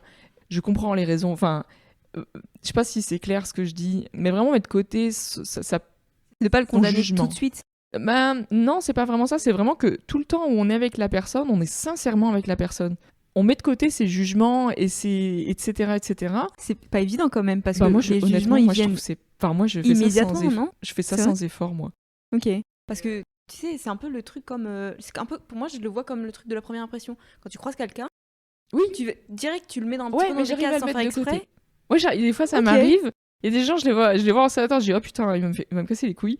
Et je pense que ça peut même arriver, tu sais, en off, je sais pas, moi, quand on en parle avant d'aller en consultation, des trucs comme ça. Puis je suis avec les gens, et là, je suis vraiment avec les gens. Je fais pas semblant. Et donc, je suis 100% avec les gens. C'est forcément qu'ils le sentent. Et comme ils se sentent pas jugés, ils sentent que je suis vraiment là pour les aider. Et c'est vrai, j'ai pas de problème. Enfin, j'ai vraiment très peu de problèmes avec les gens. Ce qui ne m'empêche pas, une fois que je suis partie et que je rentre chez moi, je dis putain, mais celui-là, il m'a vraiment cassé les couilles. On a eu un petit peu un exemple, je pense que tu penses à la même personne que moi, où quand même celle-là était un peu dans la limite de ce que je pouvais faire. Pour donner le contexte quand même. Ouais, faut donner le contexte. Ouais. C'est une dame qui venait avec son petit chien. Jack, une Jack de 12 ans, une femelle. Ouais, femelle entière. Il n'est pas bien depuis 10 jours. Et le motif, c'était quoi ? C'était ça, c'était pas bien depuis une dizaine de jours avec un peu des vomissements. Qui bricolent, comme on dit. Ouais, qui bricolent. Et quand même, dans le truc sur ce chien, et que la dame a tout de suite amené comme info, c'est qu'il a un cancer, je sais pas de la vessie. De la vessie, ouais. Mais c'était une forte suspicion plutôt qu'une certitude. Voilà. Accessoirement. Donc, elle vient avec... Enfin, ce que j'ai ressenti, moi, dans son discours, c'est... Là, ça va plus. Je veux pas d'acharnement. Elle est pas bien. C'est sûrement son cancer qui fait une rechute, enfin, un coup de pas bien. Et moi, je me suis demandé si elle allait directement demander l'euthanasie, en fait. Mais là, j'ai lu entre les lignes. Elle l'a pas dit comme ça. Non, elle l'a pas dit, mais je suis d'accord que c'était un peu entre les lignes, quand même. Et bon... turns out, c'était pas pas ça, c'était pas C'était un le piomètre. cancer, c'était un piomètre, donc traitable, comme tu lui as expliqué et tout ça. Et ça a fini en Elle a rien fait. rien. Le chien est reparti avec rien, quoi. Elle a refusé donc la chirurgie, refusé un traitement médical. Bref, pour des raisons aberrantes telles que je peux pas venir demain pour faire la deuxième injection. Mais enfin bref. Ouais, mais dans ces... Enfin, là, moi, enfin, je pense que j'ai pas les mêmes capacités que toi. Moi, je me sentais pas avec la dame. Hein. Moi, j'avais presque envie de partir en courant. Comme de je pas voir dis, ça. là, c'était effectivement un peu la limite de ce que je suis capable de faire. Je pense que par rapport à beaucoup de gens, je suis quand même restée assez gentille. Mais effectivement, il y a des moments où disons que j'ai dit des choses d'une manière que je dis pas du tout d'habitude. L'immense majorité du temps, du coup, ça se passe très bien avec les propriétaires parce que je fais ça. Et ce qui fait que c'est aussi plus efficace parce que les gens sont beaucoup plus enclins à m'écouter, en fait, tout simplement. Après, je pense que c'est comme tout, c'est pas parfait, c'est une façon d'être. Moi, je suis comme ça, moi, je suis pas douée pour aller engueuler les gens et leur mettre le nez dans le caca, comme on dit des fois. Et je pense que dans plein de cas, c'est très utile, puis il y a des cas où c'est pas le plus efficace. C'est pour ça qu'il n'y a pas une bonne façon d'être, il faut être soi-même, c'est tout. Et moi je suis douée pour ça, je suis pas douée pour engueuler les gens, et il y a des gens qui ça va être le contraire, et ça sera mieux pour d'autres cas et moins bien pour d'autres cas. Mais peut-être que cette dame, si je l'avais secouée et que je l'avais engueulée en lui disant mais vous vous rendez compte c'est de la maltraitance que vous faites, vous allez laisser crever votre chien, avec des mots durs comme ça, peut-être que j'aurais réussi à la convaincre parce que j'aurais mis un coup de pied au cul comme on dit. Peut-être qu'à l'inverse, elle aurait été hyper braquée et qu'elle serait jamais revenue et qu'elle aurait rien fait, que si je lui explique gentiment tel que je l'ai fait, peut-être que, j'en sais rien, peut-être que depuis elle est revenue, qu'elle a fait... Bon, je pense pas, mais qui sait, peut-être qu'elle a fait la chirurgie depuis. En tout cas, je trouve que très souvent, c'est une bonne technique, en fait, de vraiment se dire, je me vois pas en tant que... Et d'ailleurs, c'est pas forcément comme ça qu'on nous l'apprend à l'école. Je me vois pas en tant que messie, c'est-à-dire je ne suis pas là pour dire aux gens quoi faire avec leur chien. Je suis là pour transmettre mes connaissances, pour le cas de cet animal, conseiller les gens, et après, ils en font ce qu'ils veulent. Et du coup, s'ils acceptent pas ce que j'ai dit, c'est pas mon problème. Ok, comment tu leur dis dans ces... Enfin, est-ce que t'arrives à le dire de manière douce, le truc de... Bon, bah là, je vous ai dit ça, mais je vois que ça vous effleure pas, quoi. Donc, vous le prenez, mon conseil, vous en des faites fois, ce je que le vous voulez. dis, hein. Ok. Ouais. Des fois, je sais pas, ça m'arrive de dire, j'ai bien compris que vous vouliez pas, je sais pas moi, donner du bras avec toi avec le chien. Mais je vous explique quand même comment ça fonctionne, comme ça, vous savez choisir en connaissance de cause. J'explique le truc, ils prennent pas. Puis moi, entre guillemets, et ça aussi, je pense, c'est vachement important en tant que praticien. C'est, après, moi, je sors de consultation, celui-là, je l'oublie, hein. Et puis qu'ils prennent son bras recto, qu'ils le prennent pas, qu'ils viennent avec une pyro ou pas, c'est pas mon problème. C'est la décision du propriétaire. Moi, j'ai donné l'information, et je l'ai donnée d'une manière qui, je pense, est la plus efficace pour que ce soit compris et accepté de la part du propriétaire. Et après, c'est pas ma mission dans ma vie de le faire appliquer. Et des fois, je trouve que on a un peu dans l'idée que ce qui compte, c'est le résultat. C'est-à-dire qu'effectivement, l'animal ait pris son bras recto. Parce que c'est un peu comme ça qu'on nous l'apprend à l'école. Alors que, non, en fait, on n'a pas ce pouvoir-là. Et en plus, dans la loi, on a une obligation de moyens, pas une obligation de résultat. Donc, je me dois de l'expliquer le mieux possible. À partir du moment où j'ai fait ça, je vais pas me culpabiliser que les gens n'ont pas écouté ce que j'ai dit. Ouais, les animaux des propriétaires sont pas tes animaux à toi, quoi. Et en rapport avec ça, j'imagine, enfin peut-être, t'as déjà eu la question des propriétaires... Qu'est-ce que vous feriez à ma place si c'était le vôtre et comment tu réponds à ça? Alors, tu vois, typiquement, pour le cas du Jack juste avant, je sais pas si tu te souviens, j'ai dit, mais moi, pour mon chien, je le ferais. Clairement, moi, pour mon chien, je le ferais sans hésiter. Et en disant ça, je me suis dit... en général, j'évite à tout prix de faire ça. Parce que... je sais pas comment l'expliquer... Est-ce que justement, c'est pas à moi de décider. Influences trop, en disant ça influencerait trop leur prise de décision? Quelque chose de ce type-là.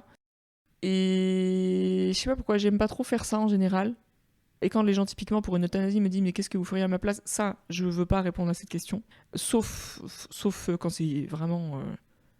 je veux dire que parce que je le fais. Je sais pas, peut-être que je le fais. Mais généralement, j'évite. Je dis plutôt... en plus, c'est difficile de répondre à cette question parce que des fois, ça m'arrive, moi, de faire quelque chose que je préconise différent des gens.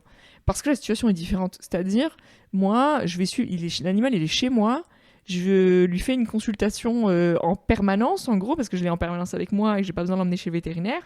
Et je peux changer de décision, je peux voir si ça tourne mal. Les propriétaires, ils peuvent pas faire ça, donc la réponse ne peut pas être la même, en fait. Donc, c'est pour ça que je réponds pas trop à cette question, en général. Et quand tu leur dis que tu vas pas répondre à cette question, tu leur expliques ça Non, je dis pas ça comme ça. Je dis, en gros, je leur dis ce qui compte, c'est vous ce que vous en pensez. Puis moi, j'expose les solutions, les avantages, les inconvénients. J'essaie d'être exhaustive et je les laisse choisir. Ah, il y a des gens qui aiment pas, hein. Mais tant pis, ils passeront avec quelqu'un d'autre si ça leur plaît pas. Ok. Et sinon, pour revenir sur des consultations, les visites de comportement, est-ce que il y a des races surreprésentées pour des Les problèmes de bergers. comportement? Chiens de berger. Après, il faut tenir compte de la proportion dans la population canine. Je pense qu'ils sont aussi majoritaires. Mais ouais, je dirais quand même les chiens de berger en général. Avec les quelques visites là que j'ai vues avec toi, je me suis un petit peu rendu compte quand même que les éducateurs canins, ils ont une grosse place dans le paysage, enfin ils ont un rôle important. Est-ce que tu pourrais décrire c'est quoi la relation entre le vétérinaire comportementaliste et l'éducateur canin? Est-ce qu'on peut faire une comparaison avec en humaine le médecin généraliste et le kiné? Genre le généraliste il dit ah va voir le kiné, il va te donner des exos, le kiné il fait un programme en disant tu vas faire tel exo à telle fréquence et tout ça, je te montre comment on les fait, je te fais le suivi, tu reviens me voir tous les temps. Est-ce que ça ressemble un peu à ça ou... Bah, effectivement, clairement, l'éducateur canin est indissociable du paysage et souvent très important. Je pense que l'image générale qu'on donne, c'est ce que tu viens de dire, donc c'est-à-dire un peu ce qu'on fait entre un médecin et un kiné. Alors, je ne suis pas médecin, je ne suis pas kiné, donc je me fais peut-être pas forcément une image exacte de la réalité. Sauf que la différence, c'est que on peut assez facilement être tous d'accord sur le fait qu'il y a une fracture, une entorse de tel ligament, une déchirure de tel muscle, j'en sais rien, et que le médecin peut faire ce diagnostic. Tout le monde sait ce que ça veut dire. On connaît la prise en charge préconisée pour le plus souvent. Alors, il doit y avoir des variantes, mais bon, globalement, quoi. Et du coup, le kiné sait quoi appliquer. C'est pas comme ça en en comportement, parce que on peut pas identifier les lésions. Des symptômes qu'on peut voir peuvent avoir des causes différentes. Pas tout le monde est d'accord sur le fait de quelle est la cause, quelle est la conséquence, comment ça se prend en charge. Ce qui fait que dans la pratique, c'est pas possible qu'un client il vienne avec une ordonnance pour dire il faut régler tel et tel problème et que l'éduc sait quoi faire. L'éduc il va être obligé de refaire une consultation en fait, reanalyser la situation pour savoir qu'est-ce qu'il va faire comme prise en charge. Et cette prise en charge et cette analyse va dépendre et changer du tout au tout selon l'éducateur. Et même selon le vétérinaire, j'ai envie de dire. Ce qui fait que c'est pour ça que c'est difficile de s'y retrouver quand on n'est pas trop dans le milieu, parce qu'on entend tout et son contraire. Et donc c'est... Alors c'est sûr que vraiment, il n'y a pas beaucoup de points sur lesquels ils sont d'accord, mais en comportement, on est quand même d'accord sur un point, c'est-à-dire que le plus important, c'est la thérapie comportementale. Donc c'est la rééducation, donc le kiné. Le médicament, je sais pas, l'antalgique ou quoi, ne guérit rien, enfin, sauf cas particulier. Donc là-dessus, tout le monde est à peu près d'accord, c'est déjà une bonne chose. Après, comment on fait pour faire cette rééducation ? Pour moi, je trouve que c'est du coup, c'est fondamental en fait comme question, puisque c'est le plus important, à mon avis. Donc c'est-à-dire qu'effectivement, l'éducateur canin et le bon éducateur canin qui saura faire la bonne prise en charge, c'est fondamentalement important. C'est hyper difficile de s'y retrouver parce qu'il n'y a pas de diplôme reconnu, il n'y a pas de niveau, enfin c'est le foutoir quoi concrètement. C'est pas une profession réglementée. Et puis, le vétérinaire lui-même n'est pas forcément au courant de quelle est la meilleure prise en charge pratique, parce que c'est pas ça qu'on apprend quand on est vétérinaire comportementaliste. On a des notions, évidemment, mais la complexité de comment on va mettre en place tel exercice, dans quelles conditions, avec quel déroulement, avec quel renforçateur, avec quel déclencheur, à quelle fréquence, enfin tout ça, c'est des questions qui sont fondamentales pour la réussite. C'est la même question que se pose un chirurgien qui va dire est-ce que je découpe là ? Est-ce que j'utilise tel fil ? Est-ce que j'utilise tel matériel ? Est-ce que je vais faire telle suture ? Et c'est pas tout de savoir, mais après il faut la faire. Il faut faire l'incision sans déborder, il faut couper au bon endroit, etc. Donc pour moi c'est comme un chirurgien, l'éducateur canin. Et du coup, on apprend des notions de chirurgie au vétérinaire comportementaliste, mais on leur apprend pas à être chirurgien. Ce qui est un débat d'ailleurs, entre moi-même et moi-même. Je pense que ce serait encore mieux si t'étais à la fois véto-comportementaliste et éducatrice. En fait, je considère que c'est ce que je suis. Ok.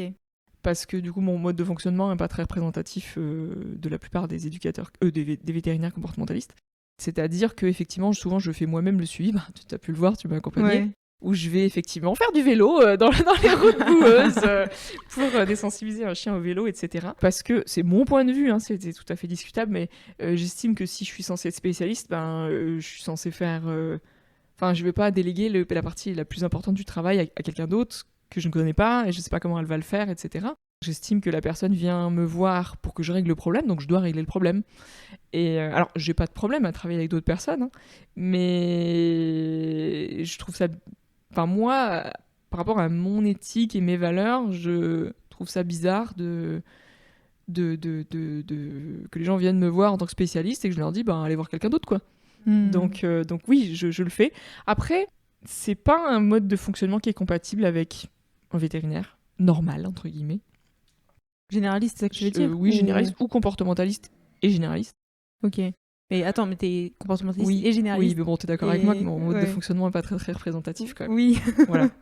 Mais t'y arrives quand même, c'est ce que je veux dire. Je ne suis pas toute la semaine en clinique à entrecouper mes consultations comportement et de généraliste. Oui. Et que mon mode de fonctionnement, donc la semaine, quand je suis pas en clinique, c'est pas du tout un boulot de veto généraliste, justement. Ce qui fait qu'une partie non négligeable de ce que je fais, en fait, j'ai pas besoin d'être vétérinaire pour faire ça. Je pourrais être juste éducateur canin.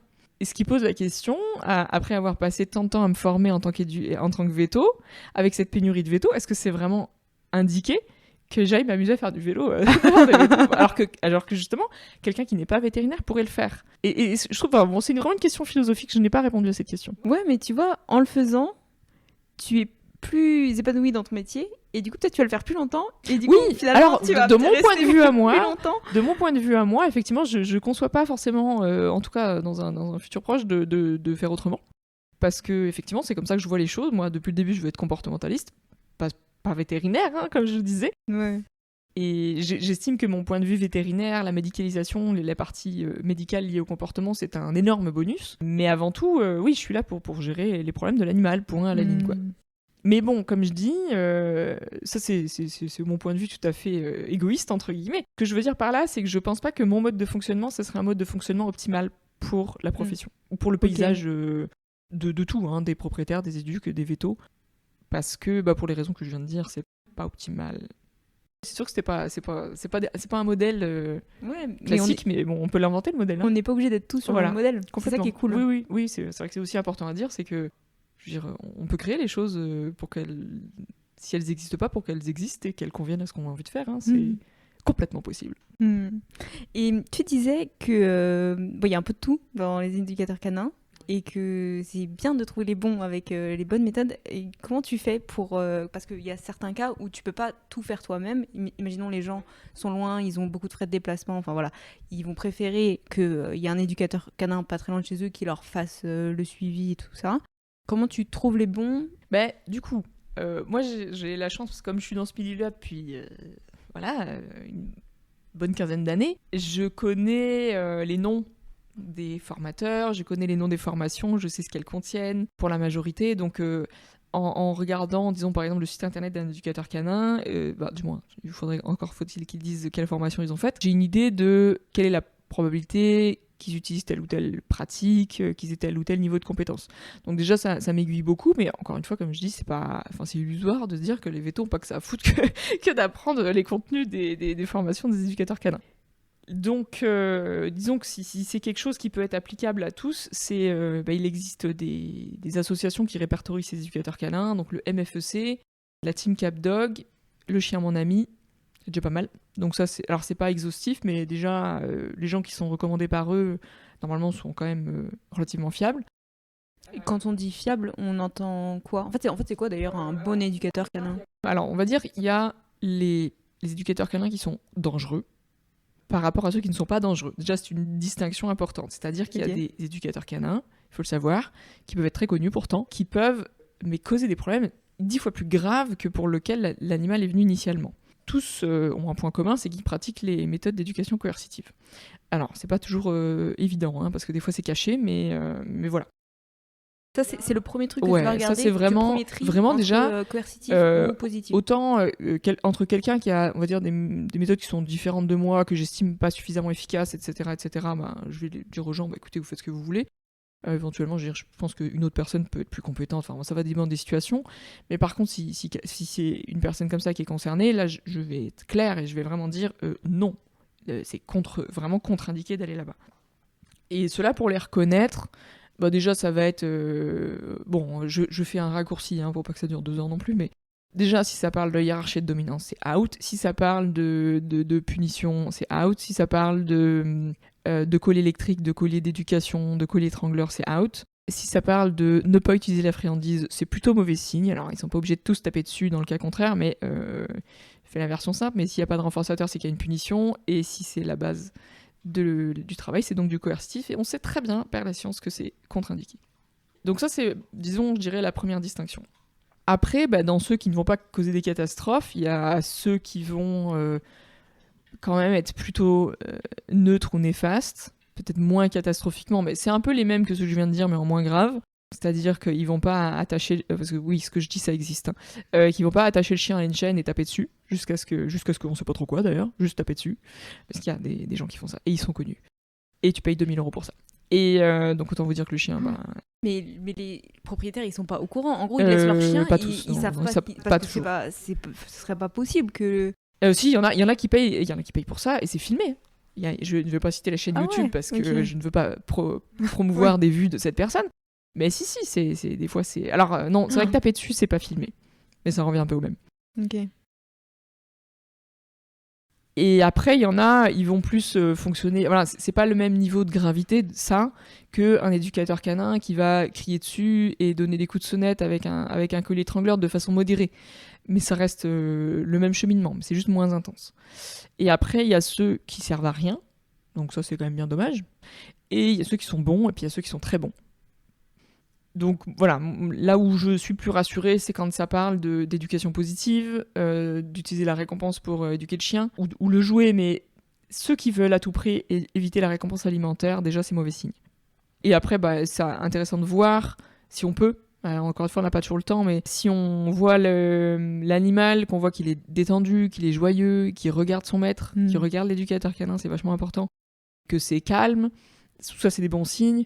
Si on voit des chiens qui sont un peu pétrifiés, qui sont fuyants, qui regardent pas les propriétaires ou le propriétaire ou l'éducateur canin, qui sont crispés, des chiens qui se battent, qui aboient, tout ça, c'est plutôt mauvais signe. Mais encore, on n'a pas toujours le temps d'aller voir, clairement. Donc c'est vrai que c'est pas facile. Donc je pense que le mieux c'est de voir les 3 que j'ai cités au début. Et oui aussi j'ai pas cité, mais il y a le groupe Facebook Veto Eto, où on peut demander est-ce que quelqu'un connaît quelqu'un dans le coin qui est fiable, et entre nous on s'aide un peu, et on est en train d'ailleurs de faire une carte pour répertorier aussi les vétérinaires, en l'occurrence vétérinaires comportementalistes. Ok. On a bien discuté là du comportement. Si on prend un petit peu de distance avec le regard que tu as dessus sur la discipline, s'il y a un truc qui pouvait changer dedans, t'aimerais que ce soit quoi ? Du point de vue... De quel point de vue ? Du point de vue... Que le milieu du comportement, la discipline du comportement. Du côté de vétérinaire comportementaliste ? Ouais. Oui, j'ai un truc, mais c'est compliqué. Ce serait que on va dire difficile à expliquer. Donc si on parle vraiment du contexte vétérinaire comportementaliste en France, qu'est-ce qu'on pourrait améliorer ? Je dirais la bienveillance des uns envers les autres et l'écoute. Alors je parle pas tant forcément de chaque vétérinaire comportementaliste dans son coin, mais je parle du point de vue général, parce que bon, si vous ne le savez pas, malheureusement, vous le découvrez sans doute un jour ou l'autre, il y a des désaccords dans la profession par rapport à certains points de vue qui font que deux grands camps qui se tirent un peu dans les pattes, qui sont pas d'accord, et qui sont aussi beaucoup d'accord sur plein de points de vue. Et je pense que ce serait hyper intéressant si c'était possible de réfléchir à construire une chose à partir de ces 2 idées qui en tireraient le meilleur parti de chaque côté. Mais c'est compliqué. Mais ce serait, dans un monde parfait, c'est ce qu'on ferait. Est-ce que tu pourrais expliquer un petit peu c'est quoi ces 2 grands courants de pensée ? Parce que avant que tu me le dises, que tu me le résumes, moi je savais pas. Donc je me dis peut-être il y en a d'autres qui savent pas. Ouais. Alors en fait, il y a, disons, une approche historique française, donc qui concerne la majorité des vétérinaires de France, enfin des vétérinaires comportementalistes de France, qui grosso modo aujourd'hui est représenté par la zoopsychiatrie, qui en gros est basé sur un modèle assez rigoureux, qui consiste à, avec des symptômes que présente le chien, à en déduire un syndrome principal qui peut être pris en charge avec, comme toujours, des thérapies comportementales, souvent en traitement, avec un pronostic, etc. etc. Je simplifie évidemment, mais ça c'est l'idée générale. Il y a une dizaine d'années maintenant, au moins, mais c'est peut-être même plus maintenant, il y a eu donc un désaccord au sein de ces personnes-là, et ce qui fait qu'il y a un autre courant qui a été créé, qui concerne plus qui est plus proche de l'approche qu'on dit anglo-saxonne, où en gros le principe c'est l'animal, qu'est-ce qu'on sait des besoins en général d'un chien et de cet individu en particulier, qu'est-ce qu'il a dans son environnement qui colle et qui colle pas, et éventuellement, du coup, si ça colle pas, moins ça colle, plus il y a de problèmes et plus on essaie de les résoudre. Avec évidemment tout un tas de facteurs qui va être évidemment les causes médicales, qui rentrent en jeu, etc. Et du coup, la réflexion qui est sous-jacente n'est pas du tout la même. Les conséquences, donc les préconisations, vont être parfois variables, parfois similaires. Voilà, en gros. Ok. C'est étonnant qu'il y ait autant de discorde, alors que décrit comme ça, en fait, ça a l'air complémentaire. Ouais, mais c'est parce qu'en fait, il y a des points de désaccord. Certains qui sont presque de l'ordre philosophique, j'ai envie de dire, et d'autres qui sont plus...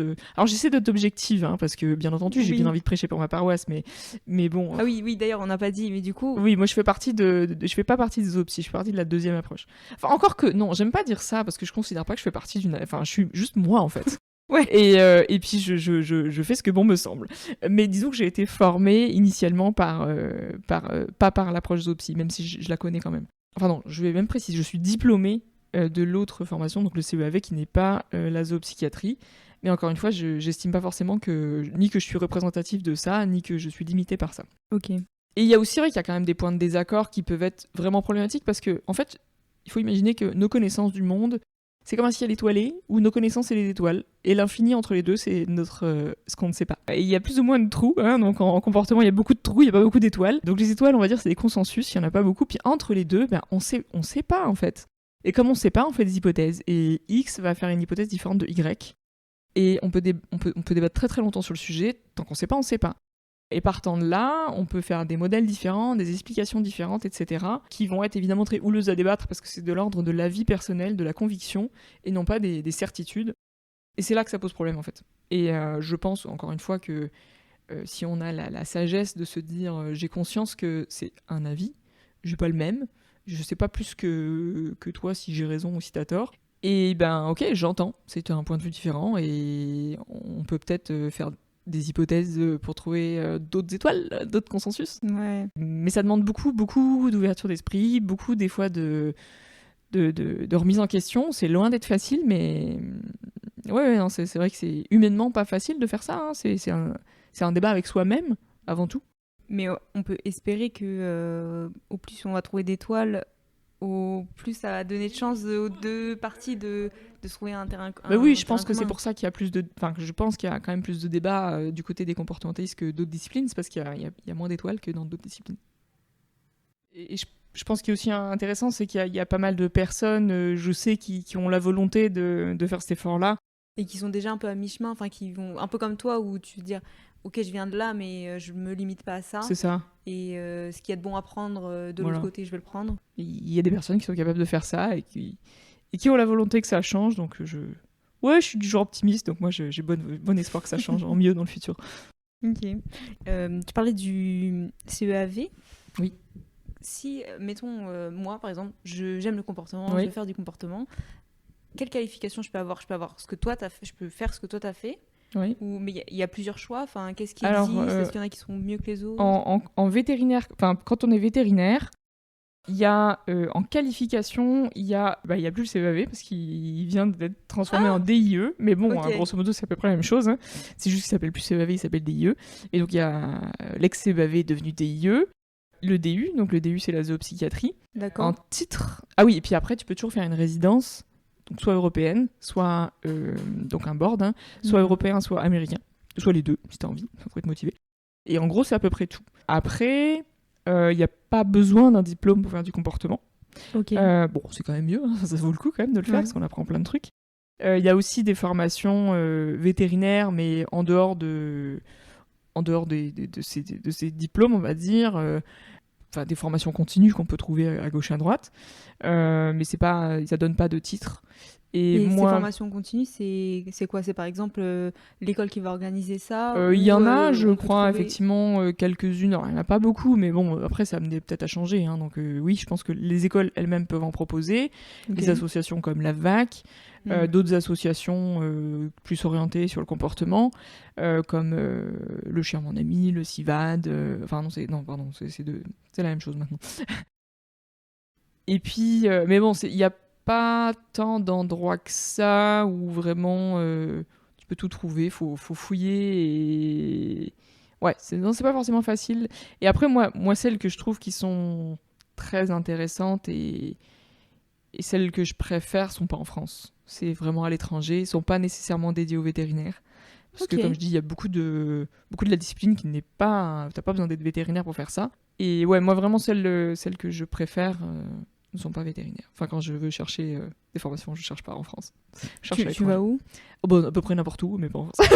Ah, Non, c'est mais terrible ça! du coup, il reste. Enfin, c'est les pays anglophones, en gros, parce que, Ok. ou canadiens éventuellement.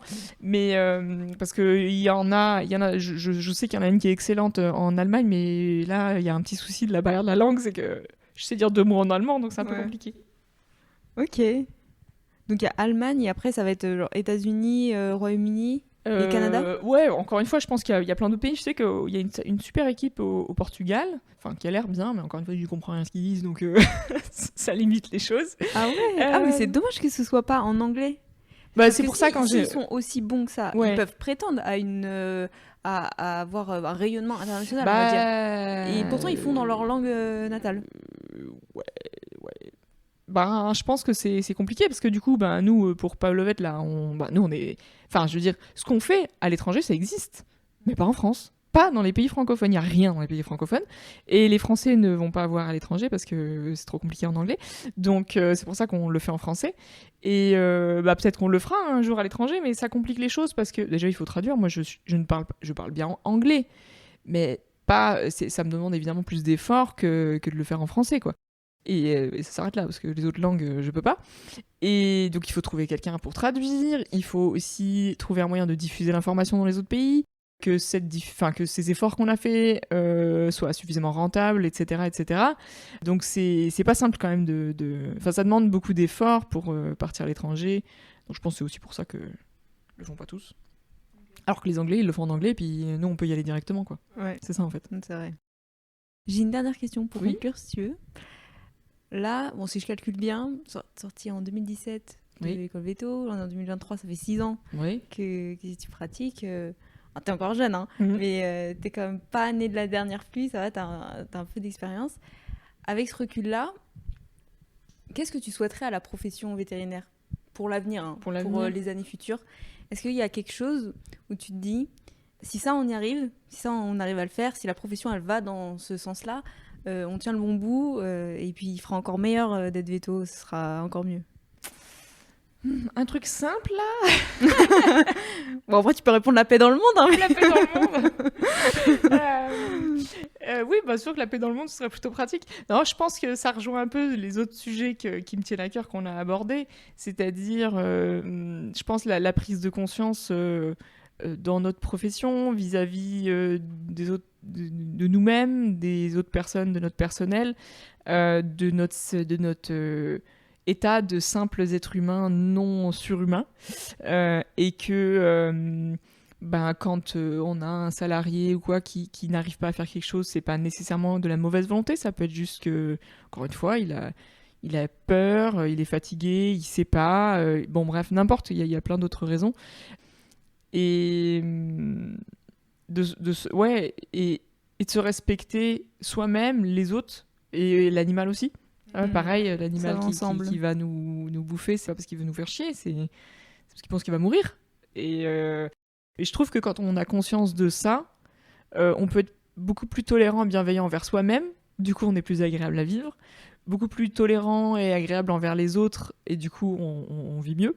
Je pense que c'est juste bénéfique sur tous les points. Donc, ça sera peut-être un peu philosophique. Et en fait, je dis ça, mais c'est même pas du tout que pour les vétos. En fait, je pense que c'est vrai pour tout. Enfin, toutes les relations humaines, en fait. Être Et pas un que humain, ouais, plus terre à terre et qui essaye pas d'être un super-héros, quoi. Ouais, qui se comprend, qui comprend les autres, Mm. qui se pardonne, qui pardonne aux autres. Mm. Et tout va tellement mieux. Parce qu'encore une fois, je trouve que ce qui est important, c'est que moi, je l'ai déjà évoqué, mais je pense que des fois, je peux paraître tu sais, très, très prévenante envers les autres, altruiste, je sais pas. Enfin, tu sais que je me soucie beaucoup de ce que pense l'autre, du bien-être de l'autre, qu'il soit humain ou animal. Et c'est vrai. Et je pense que des fois, ça donne l'impression à certaines personnes que ah oui, mais moi, j'ai déjà des soucis. Enfin, je galère déjà moi-même. Je vais pas me fatiguer à penser à l'autre. Et en fait, ce que je trouve hyper important, c'est que, en vrai, moi, je suis hyper égoïste. Comme je dis, je pense à moi d'abord. Le fait de faire ça, je veux dire, de mettre à la place de l'autre, de comprendre ce qu'il vit, éventuellement de le pardonner, si je devais exagérer ce que je pense, je fais pas ça pour lui, je fais ça pour moi. Alors tant mieux, c'est un dégât collatéral du fait que c'est Ouais. plaisant pour eux, donc tout le monde est content. C'est Et en gagnant-gagnant. réalité, c'est parce que moi j'estime que c'est important, et ça me rend plus épanouie dans ma vie de faire les choses comme ça, parce que les trucs qui tournent mal, ils m'affectent moins. Il y a plus de chances que les trucs ne tournent pas mal, donc pareil, ça m'affecte moins. Donc en fait, il faut vraiment pas le voir, je trouve, comme je dois faire un effort pour faire plaisir aux autres. Non, je fais pas un effort pour faire plaisir aux autres. Je fais un effort, ça fait plaisir aux autres, mais ça me fait surtout plaisir à moi, en fait. Et le bilan global, c'est positif. Et le bilan global et est positif pour tout le monde, donc tout Ouais. le monde est content et tout va mieux pour le meilleur du monde. Voilà, j'ai inventé la solution à la peine dans le monde. Bon, c'était pas si compliqué finalement. C'est ça. Merci beaucoup Siska pour ton temps et puis pour ta passion. C'est vraiment agréable de discuter avec toi. Voilà, j'ai beaucoup apprécié les 2 semaines de stage aussi. Il en reste encore une Ouais. et je compte bien en profiter autant que les 2 premières. Donc, Bah, merci avec beaucoup. plaisir.